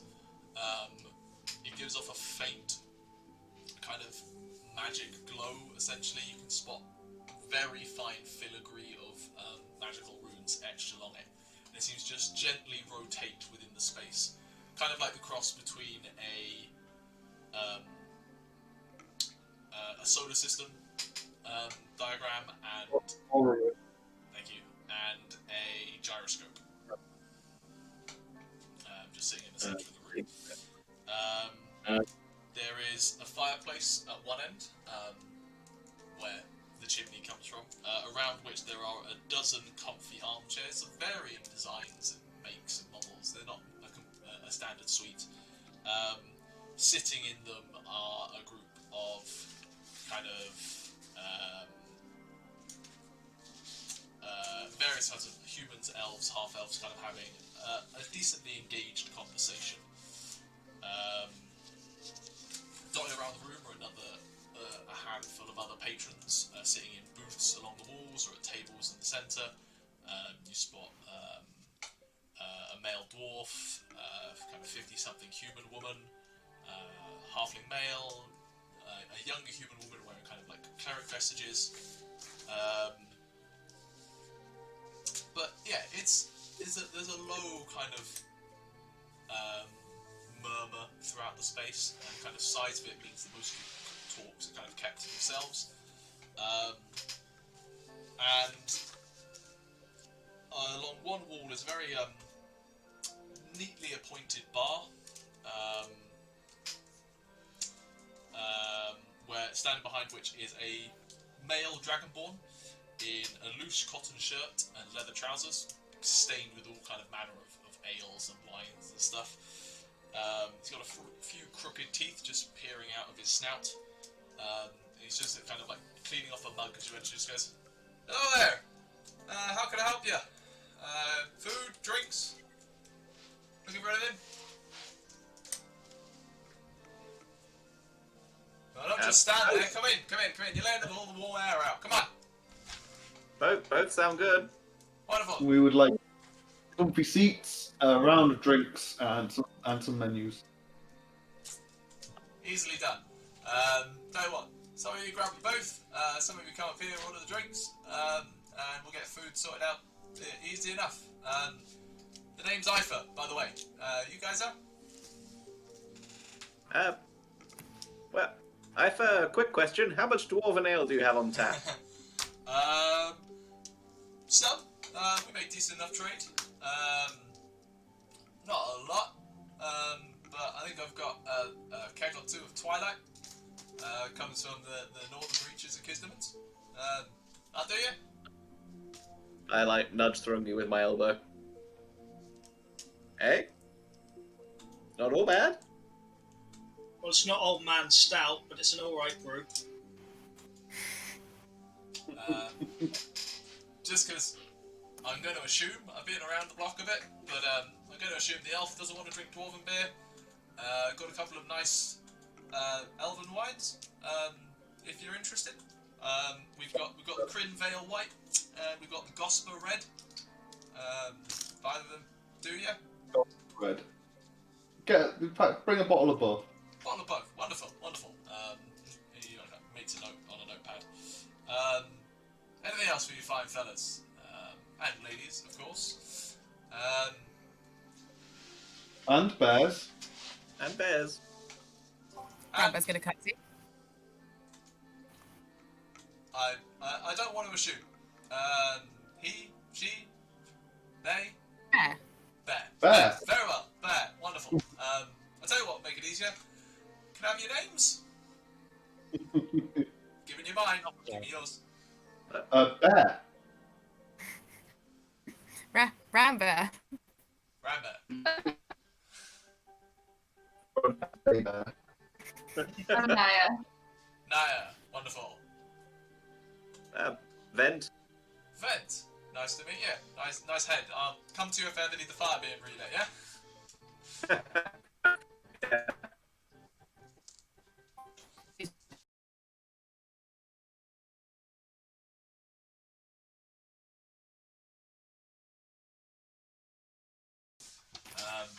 Sorry about that. Don't know what happened there. Time for a purge. Time for a purge. Yes, he finishes serving drinks. Tell me, while I get these together, you guys learn anything interesting today? I'm always a fan of hearing what people learn. Helps keep the old brain ticking, you know?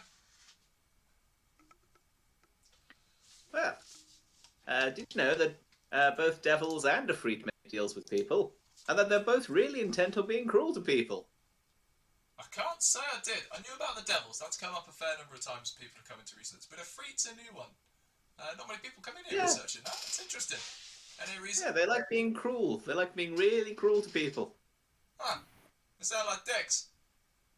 Yeah, Tell you yeah, what, they do. if you ever meet one, put it in a hole. Sort it out. I mean, In a hole. unless you're related to one. The whole fire aesthetic, I don't mean to offend. That's alright. I honestly don't know. Huh. You might want to look into that. There's the whole genealogy section of the library. It might help. Who knows? No, genealogy. Unintentional, but that's funny. Boo. Note that down as a possible episode title.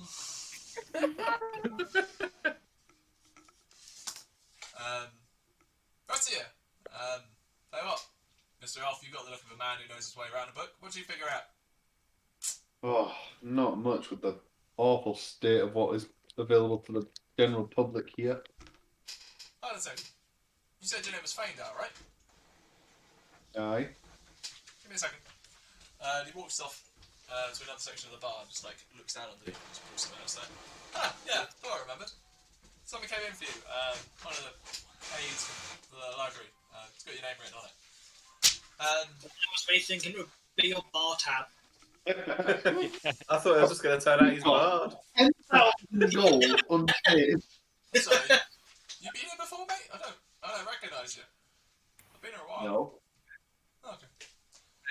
Faendal was never much one for the bars.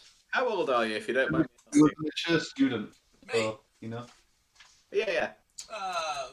Where am I now? Probably 60, I think. I keep young. Yeah, he's really old. I mean, he is really old, but, you know, bartenders talk when we hand things over. Like, really, really old. I promise you, if there was an outstanding bar tab, it'd probably long written off by now. Probably in a previous currency, if it's in anything. I mean, gold's gold, my friend. Anyway, food. Letter. There was a letter for me? Yes. The letter you open up is from Rendy, and in it is essentially a polite summons to you and the rest of your party, saying that the evidence that she has provided that you, as Master Indolan, former Great Reader, are actually alive and back, is being taken under serious consideration, and the entire council of the library are meeting tomorrow at 1 hour past noon to discuss this, and your presence would be most impactful at the meeting if you could attend. She will organise permission for you and your fellows to enter past the Sunrise Gate at noon, where she'll be waiting for you on the other side.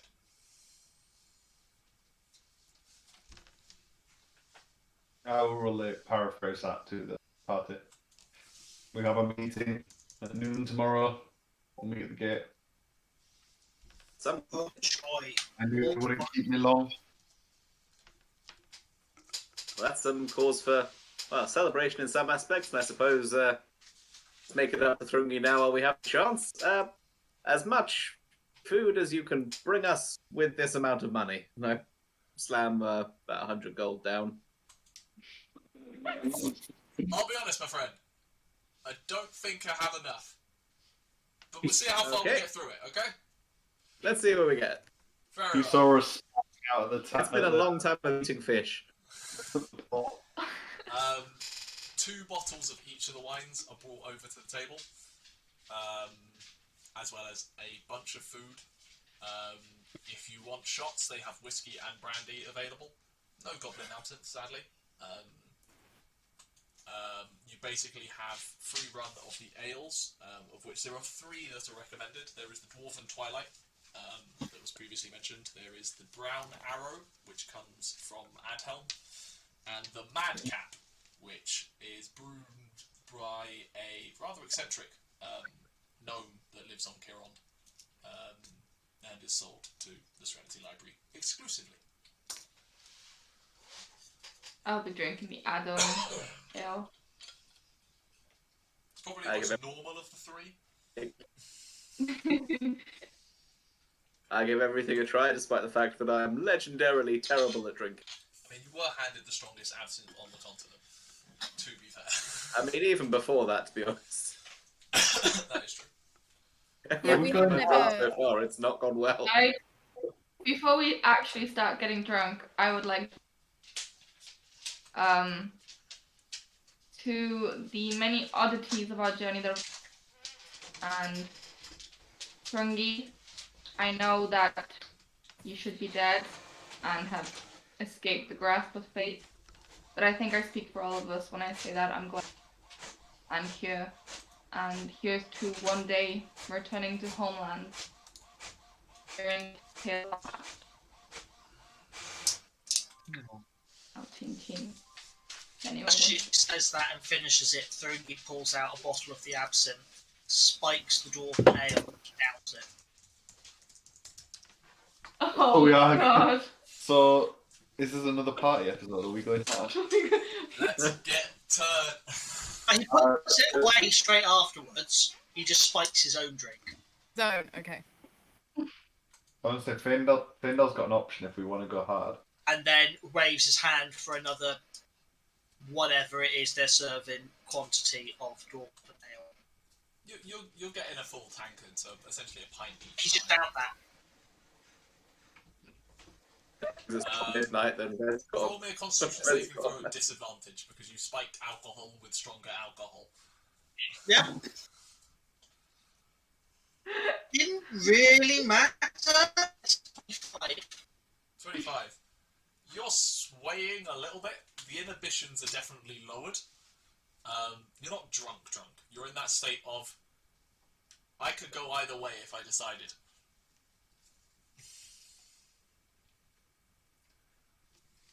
Balthazar's going to start cooking the elven wine as well. See how much of that we can get through.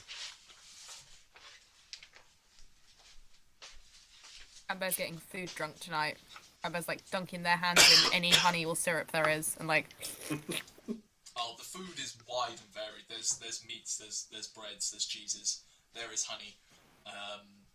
Meant to be like put on sweet bread, but whatever. There's cream to go with that sweet bread as well. You are not wanting. And Ifer occasionally comes over and engages in some conversation with you. He overhears. He comes over, hey, did you say that dwarf is meant to be dead? That's a new one. Oh, you want new? I've died twice. Cheers to that. Boy, you gotta tell me that story. I can confirm one of them. Who are you guys? I mean, technically, I'm officially dead. We're goats. I take a moment looking at the rest of them like, actually, yeah, who are you guys? We're the goats. Don't We're you the forget. goats. He just casually slams down like another 6 tankards before heading off to service some other patrons and leave you to your conversation.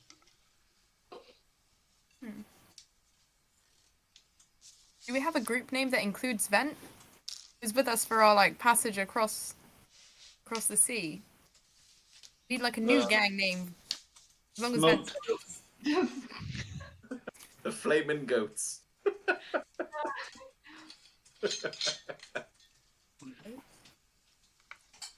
No, it's called These Goats Are on Fire.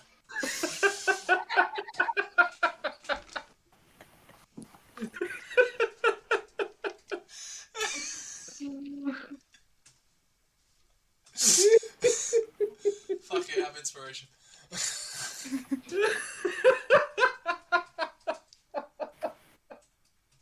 You really enjoyed that. You're welcome. Make a note of that. Discord Inferno? Discord. Oh shit! Coming out.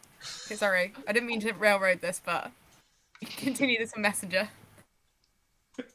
Carry on. Carry on. This is canon, what's actually happening. We're all just sat around the table throwing puns around. Yep.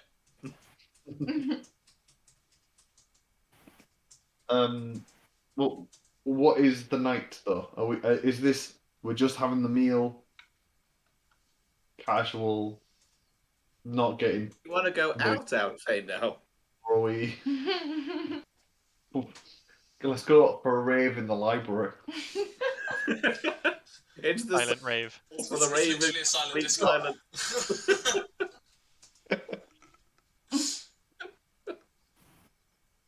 We could. No one can tell me to leave because they can't speak to me. If the party wants a very adventurous drinking night, I do have an option. We could do, because I haven't used it yet, so we could do shots of a draft of wild magic. Yeah. That sounds like fun. Never. Let's get prepared for We it. have earned ourselves a little bit of rest. Do it. Or is that celebration? I Is that mean, the finishing of the art? we don't have the meeting until noon. That's you. In. I've got a bottle. I can probably put us in it. The bottle expedites like the rest, right? You know, if you're in there for a bit of time, you feel better than you would if you're out of the bottle for a bit of time. What's the worst thing that's ever happened to anybody because of wild magic? Yeah. Yeah. I mean, we all got into the library. That's something to celebrate. Yeah. Yeah. We're gonna go past this. We're enablers. It's Faendal's homecoming. Yeah, we found out you're actually. I always knew I was. Wow. Are we doing that? Are we doing drunk session, or are we going to sleep and then starting the next? I vote drunk session, and I'm going to grab another bottle of wine and just start drinking. Roll a Constitution saving throw. I will also grab a bottle of wine then. Faendal's going to go fuck it, and Everyone then who's saying fuck it, roll a Constitution saving throw. Thrungi, you're Alright. at disadvantage at this point. That one. We are all near Nyah. You're all near me. I we're guess. asking for shot glass. 18. Nat 1. 8. 9. Balthazar is gone. Like, How did Faendal get one of the classic highest? drunk gone. 10? How did Faendal get one of the highest con saves? 19. 19. Are you still drinking your spiked, or is the spiked gone? No, that was downed. That was the was one where That was the initial one. From now on, he's not drinking hard. He's now just like maintaining the buzz. Yeah. Maybe getting a little worse, but Yeah. he's a good enough drinker. He's kind of You've tipped the scale towards drunk at this point, so definitely possibly going to be making some poor decisions, or saying things you shouldn't, or making out like ugly dwarves. I don't know. What is for the wild magic? Yes, wild magic. Yes. Ifa comes over and just goes, hey, look, I'm all for fun. Do what the hell you want. This place isn't going to burn down. I think. However, your gold friend looks a little worse for wear, so if you could just handle that if it's too much of a problem, otherwise I will. But other than that, here, I just like slide 6 shot glasses across the table, like bang, bang, bang, directly in front of each of you. I'll like slap my hand on Balthazar's shoulder and just be like, hey, buddy, hey. Just be chill, and I cast suggestion on him. I'm just gonna go, I am chill. Roll a wisdom saving throw. At disadvantage, you're drunk as hell. but he just turns blue, like ice blue. Ooh. 11. It's not wish, we're fine. What's your DC, then? I don't think it's that high. It's 17. 17. You chill. I'm drunk. What does chill mean? Suddenly developed ice breath. Yeah, you at one point start just trying to go. Nothing really comes out. But you are under the suggestion to chill for an hour. 8 hours, I think you'll find. 8 hours, I do apologize. Or until Vent punches you. Well, Either or. Which may happen, he's drunk as well. Yeah. Just or until because Thrungi I didn't punches ask, me. what was everyone's constitution saving throw? 10. Wow, yeah, everyone is drunk. Faendal is the most sober, excluding Thrungi. Faendal, wild But magic. you are all considered drunk, for intents and purposes. But level of decision making is in Faendal and Thrungi's hands. Wild magic. Because this will be funny, you're all under the effects of this. There is enough to give everyone enough for what happens. Because it does normally require you to cast a spell. Cantrips will count. No, but for people who don't cast spells. Well, the only person who doesn't is Thrungi. Literally If we everyone else cast can cast spells on him. I would say if a spell is cast on him, he will suffer the effects of his own effects. But who's doing what? Oh, I haven't you're right, I didn't change my spells. That'll be an issue now. I can set 2 of us off at once if we like. Who's doing what? Thrungi will What do we pass. have to do with wild? Cast a wild spell. thing? Faendal, you are passing out these shots. What goes on? Create a small amount of magic, and this will add a little spice to it. Anything. Technically it says. I mean, cantrips are spells. Cantrips are a spell, as far as I'm concerned. But I'm also going to actually say for this, because it's only half, like a small measure, you do need to amplify it. So you do need to cast a leveled spell for this to take effect. Oh no. All my spell slots are 5th level. Think carefully. 5th level cantrip. What's the 5th level prestidigitation look like? 5th level minor illusion, I bring it into reality. Does what? Faendal is, as the most sober in the room, is prepared for chaos, so will stamp his staff and cast bark skin on himself. Okay. You know, You see Faendal stand up, like slightly staggered, just hand on the table, hand on staff. And he stands up and just goes, "Watch this." From the wooden staff, wood just like cracks up his hand, up his arm. Obviously, you see his whole skin turning like brown, and then cracks, and then bark beginning to go up, and like bits of moss and leaves. Roll me a D100, please. as it begins to spread across his entire body. 87. 87. As that, okay, can you roll me a, bear with me, 1, 2, 3, 4, 5, Percentile roll, it's another roll. 5. Roll me a d10.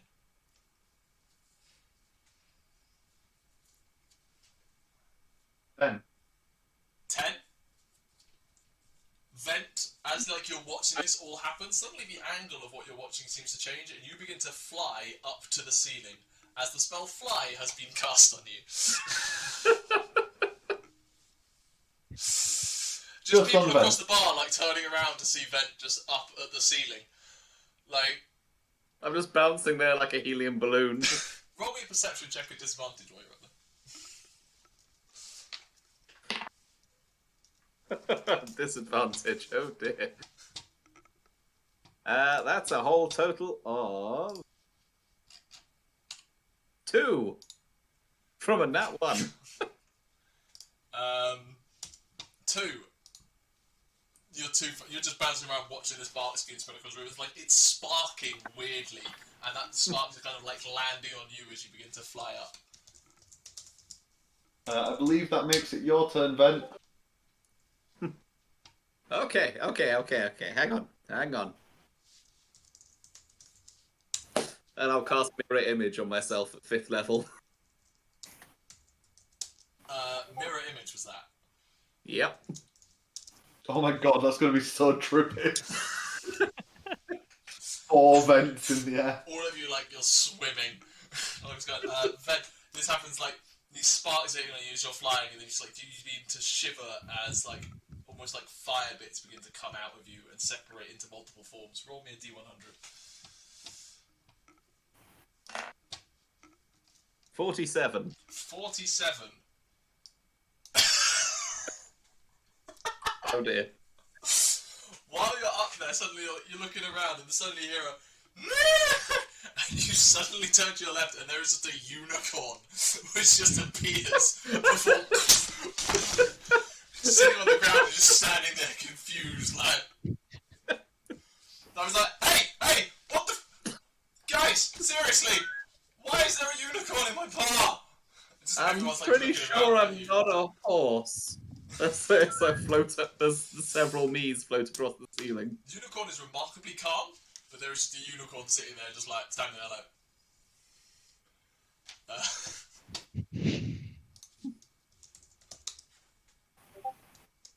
I don't remember being a horse. I don't think that one's me. Rambear's gonna stare at the unicorn and be like, "Call that summoning?" He's gonna. Oh no! And just 16 tiny little bunny rabbits just appear. Hopefully. If you can't. Just around the unicorn, on top of it, suddenly you start seeing like coalescing, just these rabbits out of nowhere. And like initially, like you're sitting there going, "What the fuck?" And it's just balls of fur. It's like not even a rabbit to start with. And it takes a while as Rambear's like kind of like teetering on the edge, standing up, and like slowly like crafting out a tail, and then like stretching it a bit to create some ears, and eventually like a dozen bunny rabbits just appear around this unicorn. And the unicorn just standing there like, if unicorns could give you side eye. At this point, Ifa's just walked up and just started stroking the unicorn, like intrigued by it. Roll me a d100. Unicorns can talk, can't they? I believe Still telepathically. They also don't speak common. Can you tell me how to get home?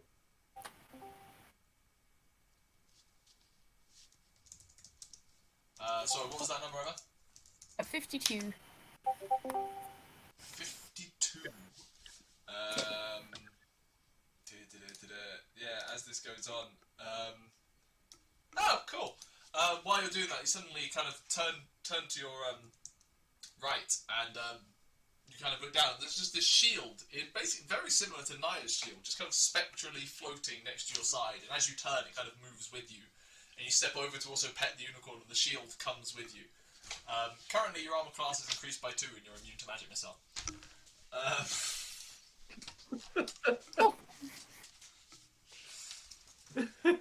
If I like, but if I turn quickly, does the shield like hit people?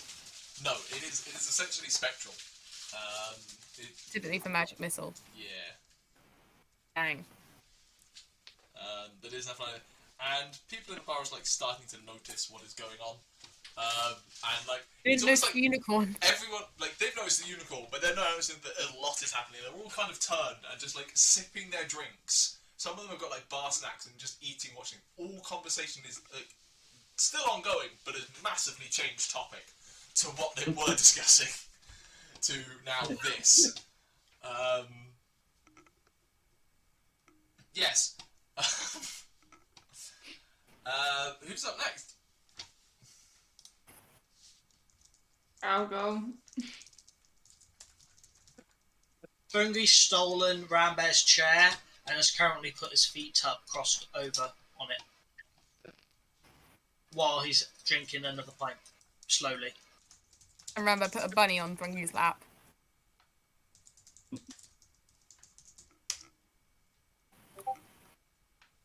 Yes, you can. Nyah, what are you casting? It's smaller than his hand. It's a teeny tiny bunny. It like nestles into your beard. What's left of it? There's a rabbit head sized hole. I'm gonna cast Thunderous Smite. just Nyah's sword begins to vibrate with energy, and you just and it's a nice like a bass tone underneath all of your activities. Bless. Who doesn't like bless or command? No, I want thunder. Nyah knows one thing and one thing only. Roll me a d100. Also, that is her. What is that like? It's loud. It's loud. If you decided to attack with it, shit would go down. But roll a d100. Unless she attacks with it inside the...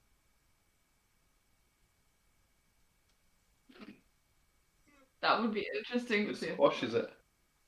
That is 25. Okay. Like you summon it and you're like admiring your vibrating sword. The bunnies are running around. The unicorn is looking at you, and you just suddenly start to see things a little bit clearer. Thrungi, you're taking this all in. You see Nyah like just looking around, staring at things a lot closer. Nyah, roll me a perception check. It would be a disadvantage, but strangely you have advantage. And the reason you have advantage is Thrungi, you see a third eye just grow in the centre of Nyah's forehead. 18. 8. You're looking around, and the glow of that geomantic thing in the centre is outstanding. You were just drawn to it. It is fascinating. Yeah, you have a third eye. Thrungi says to himself as he tickles the bunny on its head with one massive index finger compared to it. It could be an interesting morning. More to himself than anyone else. Okay, and Balthazar. Balthazar has not seen any of this because he's been sat for the last minute casting augury. With the question is, should I keep drinking?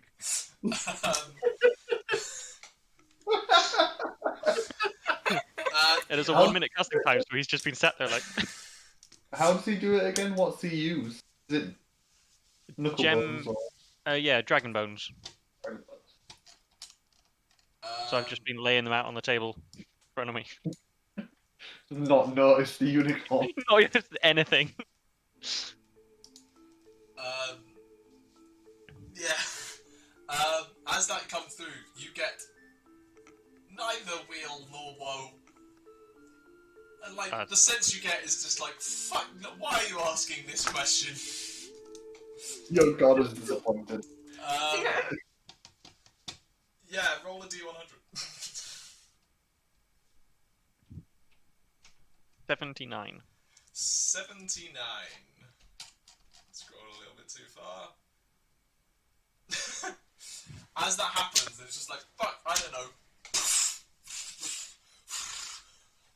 Pink butterflies and flower petals just burst from your hands, just like confetti cannons out, showering the unicorn and the bunnies and your drunk friends in confetti and everything. It never settles on the floor, it's purely illusionary, but it is a sight to behold. And all of you are just like, how much have we been drinking at this point? I'm not...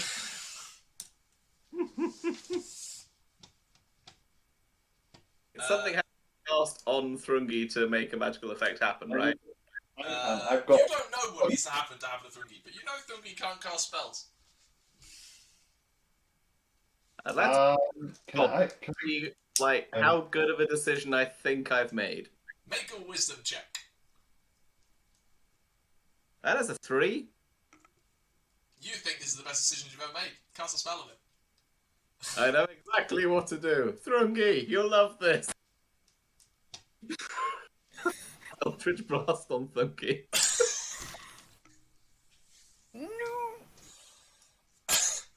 Thrungi, how much are you trying to dodge this? He's gonna dodge it. Okay, make an attack roll. I'm assuming it disadvantage. Oh, hell yeah. You're drunk as fuck. I had a different spell to apply on him, and I was wondering what would happen if I cast Mage Armor.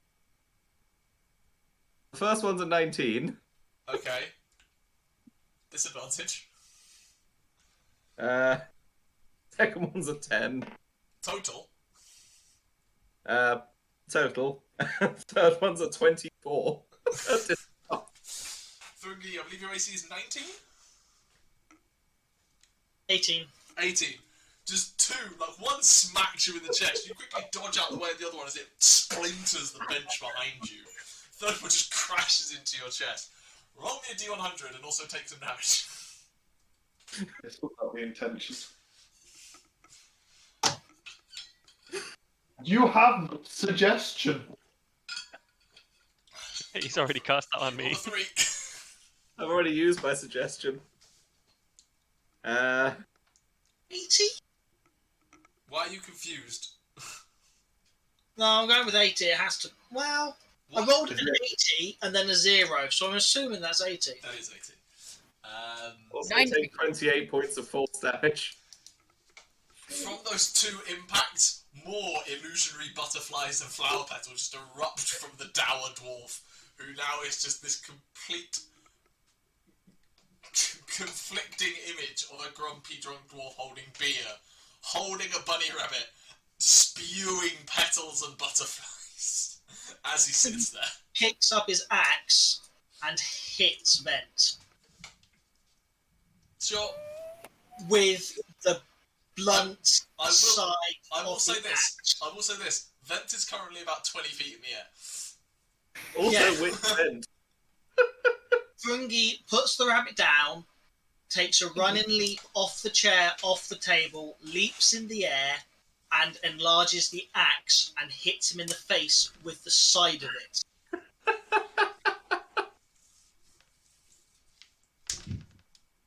Okay. Yeah. And he's going reckless. Straight roll. Macy's. Yeah, straight roll. Oh no, this isn't. This was not what I wanted. It's a hit. Or is it? Mirror image is up. That's an illusion. You wipe him out and just... There's a small, like burning parchment just goes away from your axe as you land back down, and there's still like 3 vents flying up in the ceiling. 6 Oh, he goes again. vents based on your vision. You're not entirely sure. He goes again. Before that happens, before he goes again, not wanting a full-on bar fight to interrupt, can I polymorph? I will say this is technically within extra. No, with the leap, I would say you wouldn't have been able to make 2 attacks because you had to jump upwards. So make a wisdom save, Thrungi. That's a natural 18. For a total of 19. No, even if I'd have boosted it, it would have been 19, so it's fine. You don't turn into a polymorph. No spell ever This works on. Alright. You lot have had your fucking fun, but you've just destroyed part of my bar, and now you are swinging giant axes around. I am giving you one chance to fucking stop, or you are leaving. And just standing behind you, Thrungi, literally looming over you. Like, before, his presence was relatively relaxed, and you didn't necessarily notice the physique. Is Ifa just literally peering over you, down at you. And you realise this man is not just any barkeep, he is pretty jacked. Like, now, do we want to calm down? No point ruining a good night. It's not a challenge. I slowly deflate my way back to the ground like I'm a balloon that's like had just a little bit of air let out of it. Sorry. Just a vent that comes down. That's on me. I've made a bad decision. Well, we all going to go back to enjoying our drinks and conversation?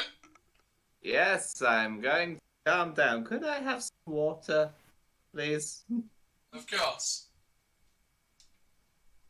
We are going to calm down, I promise. And I slam down the sword on the table. I'd like to reaffirm that we're going to calm down. You're right. Everybody, calm down. The table shatters into splinters. Wine bottles go everywhere. Thrungi just sighs loudly and just goes into his purse and pulls out 5 gold and just goes.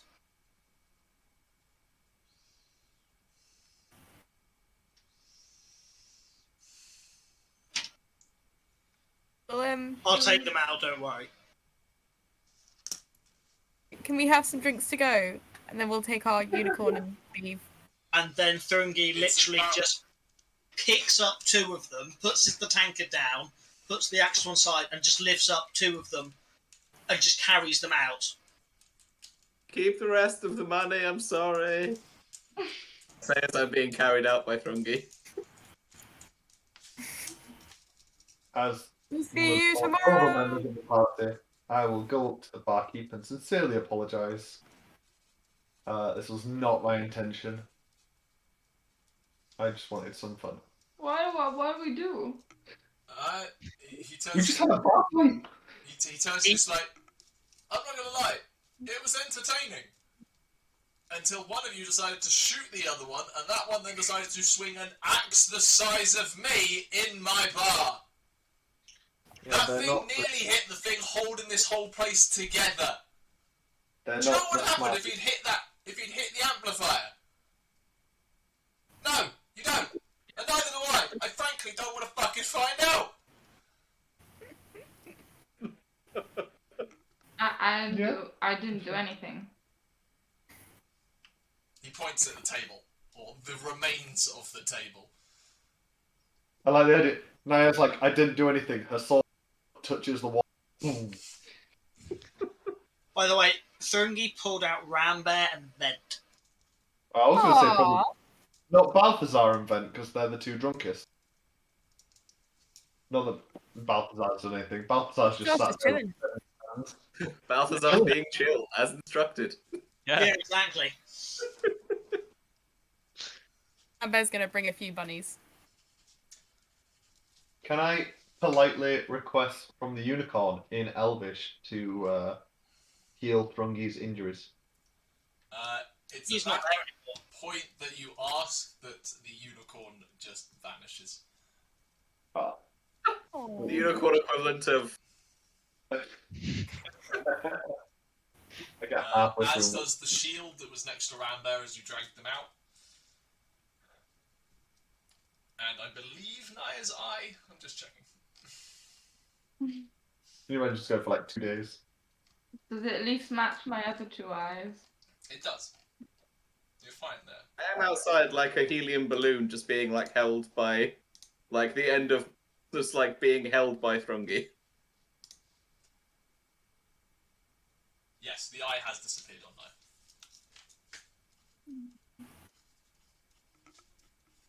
You are now outside in the cool sea air, all quite drunk. on magic. And alcohol. Once they're outside, Thrungi does let go of Rambear. Of Rambear. He's letting vent, But like. with Vent, he hammer throws him as high as possible. Roll a strength check. Well, athletics.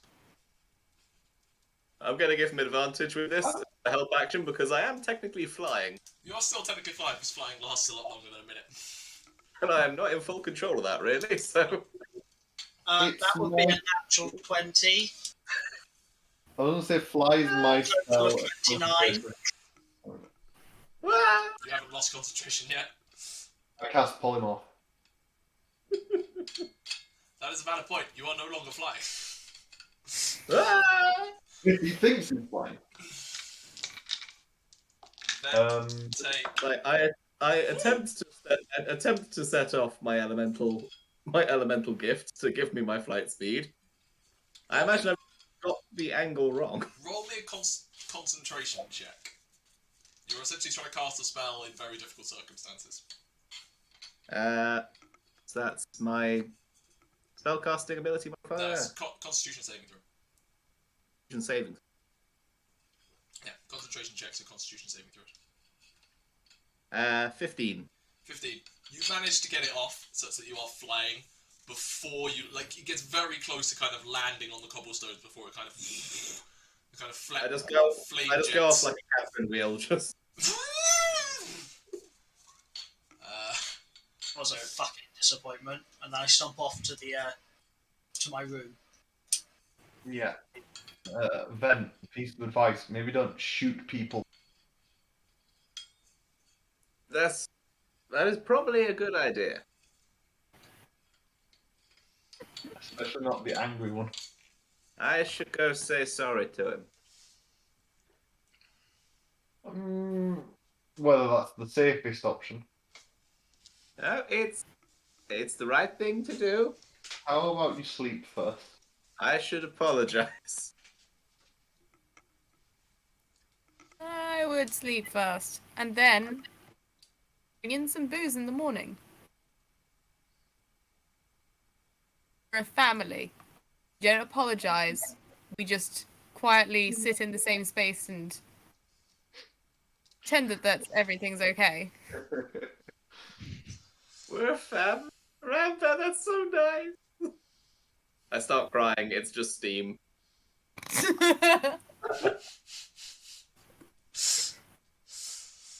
Okay. I'll go and bottle. You just get in the bottle there and then. No, I'm making my way inside the inn. Let's get to bed. Who is sleeping where? Thrungi and Balthazar have already claimed private rooms. Yeah, I'm going straight back to that private room. I'm chill, so I'm just gonna head back to the room and ignore everyone else. You've reached that kind of, like, you get back and just, you are spinning on your bed. The whole room is spinning. By the way, Balthazar had the spare keys. I'm assuming I'm gonna hand those out I'm before I assuming head you up. would have handed them out earlier, before Before, you were yeah. absolutely hammered.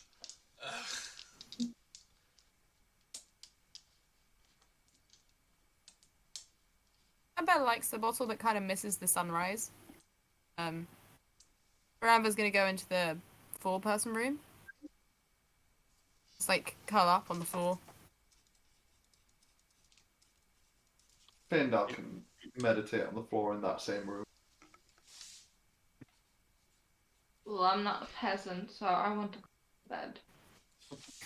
You claiming the final private room? Yeah. And Ben I go is into the alone. shared room. I get out my bottle. Like, you two happy here? Yeah? Okay. I pull open the bottle. It's my ever-smoking bottle. And I fall asleep on the floor holding the bottle.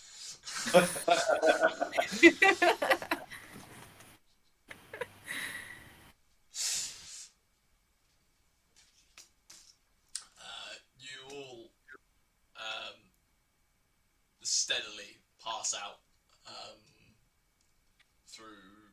drops in adrenaline, alcohol taking over, or carbon monoxide Okay. poisoning from a bottle of smoke.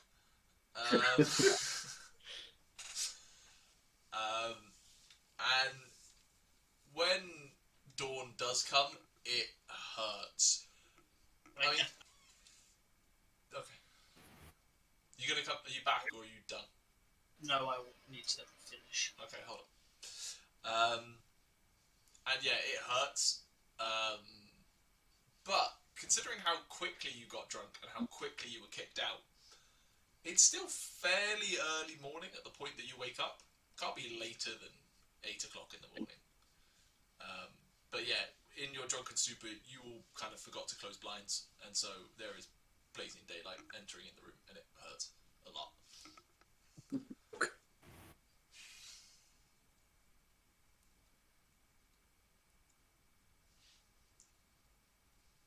I wake up on the floor. This... Ah, that's wood. Why is that? I don't know. What? Oh, it's the wrong bottle. Oh, my head. I just quickly put the stopper back on the other smoking bottle. This collection of essential like smoke fog is just like filling the bottom of this shared room. Then you have a job to do. I do. You need to go buy a nice amount of dwarven ale and give it to Thrungi as an apology. What did I do? You shot him. I shot him. You attacked him very violently.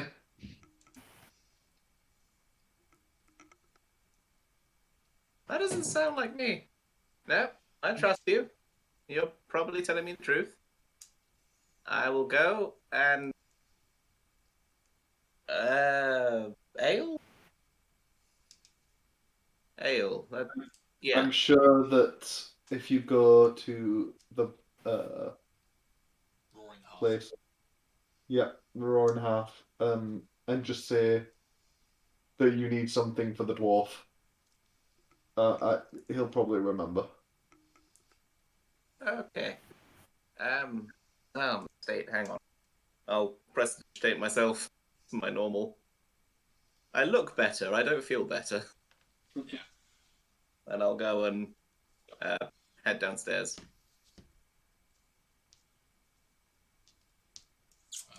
Yeah, you head over to the Roaring Hearth, and Ifer is in there.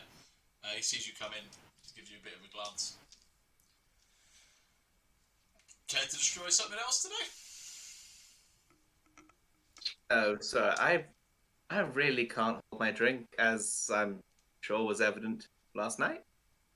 I would like to apologize to you and to buy something nice for Dwarf, because I shot him. You did. It was dumb. Did I hit On something multiple else? levels. Yeah, you hit him, and then he tried to hit you. Do you really remember? Fuck it, never mind. Roll me a persuasion check. That is a 6 on the dice to a 15.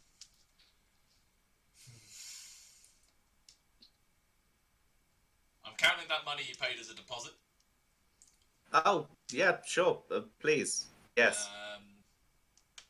I can give you the remains of the current open keg. It's probably about 3/4 full. I mean, I only opened it halfway through last night. That'll do you? Absolutely, thank you so much. Call it 10 gold. Please take 20. Put 20 down. You are welcome back while you're here. Just... I don't think I'll be drinking that hard again. Yeah, probably a smart idea. I just don't know what got into me.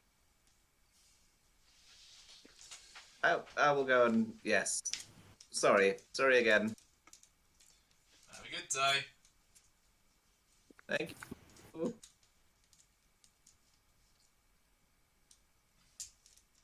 there anything else anyone else would like to do before Vent knocks on Thrungi's door?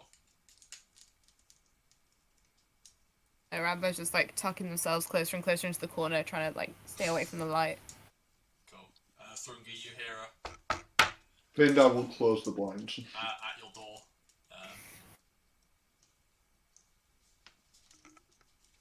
He makes his way over and opens it. Prize! A peace offering. I'm not good with alcohol. And so I apologize for shooting you last night, which I think is what I did. Thrungi just currently looks at you impassively with a raised eyebrow. And I'd like to make amends for that. I brought you a gift. I will promise not to shoot you again. So another thing I'm bad at is apology. But you scared the hell out of me. Quite literally in my case. But I respect you. I don't want to hurt you. And why did I shoot you? I don't fucking know. That's fair. I'm sorry, Thrungi. And then after he says that, he gets an uppercut to the jaw. I'm not even going to make you roll. Take 6 points of damage. Now we're even. And he takes the keg, opens it, and just takes a pint straight away, closes it, puts it in his room, and then closes the door behind him as he walks out with it into the day.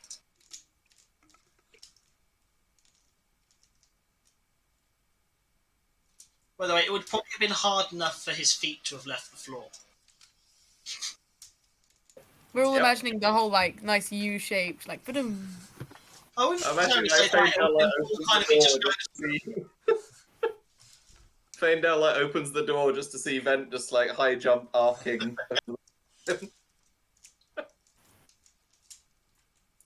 We've all had to apologise to Thrungi before. We know how it goes.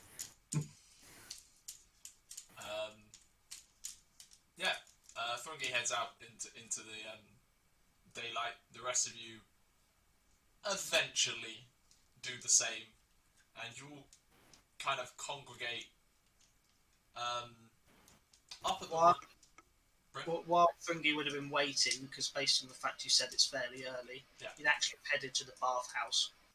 Okay. Yeah, sure. It's a beautifully appointed spa. You are the first one in there this morning. And you are met by a half-elf woman, brunette, wearing a soft white tunic, quite attractive. She goes, "Well, hello there. How can I help? My name's Malin. Are you looking for somewhere to relax?" Need a bit of a clean. By the way, Thrungi hasn't technically bathed since he's been in the guts of the Kraken. She's noticed. She's just not judging. Got all You're- sorts. Got all sorts. We can give you a sauna. We got the hot baths, cold baths, anything. A hot bath would be good. Also, can you do anything about beards? I mean, we got. I'm losing like a good foot. I mean, we got the grooming. I can't necessarily grow a beard, but we can groom it out and clean it up for you. Can do that myself. Plait it real nice. Oh well, hot bath. That'll be 5 silver for the hot bath. And you just let me know if you want anything else, okay? Can you do clothes and boots? I'll provide the robe and everything that you need, yeah. And clean. Of course. You pay the 5 silver, and you are shown to a very nice room. Like, it's not solo rooms; they are basically communal spaces, but they're each individual like pits underneath that are warmed up water. There's a low level of like steam and hot air in the room, and you just start to relax. But as I say, you're the only one in there currently, this early in the morning. Thrungi literally just walks up, turns around, and just backward falls in. Scattering across the tiled floorings. And as he waits, you just see debris, like just everything you could possibly think of. The water just turns murky as it just slowly goes away from him. Very well, you're in there. Before he has to sit because he starts to sink. It's too dense. Is there anything anyone else would like to do in the mornings before anything else happens?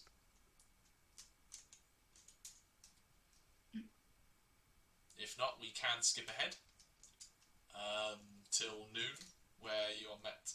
You head over to the Sunrise Gate, and there you are met by the individual you saw yesterday. Kind of olive tan skin, very tight-fitting robe, in the same kind of white and green as everything else, but an interesting kind of straight line, almost hexagonal pattern on the pauldrons.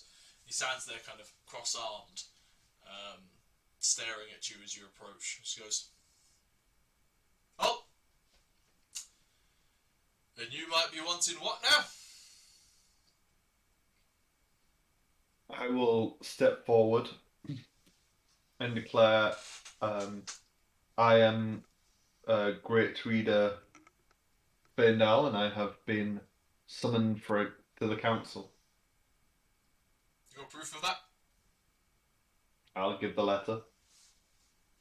Takes the letter, reads it over, and you see him kind of wave his hand over it.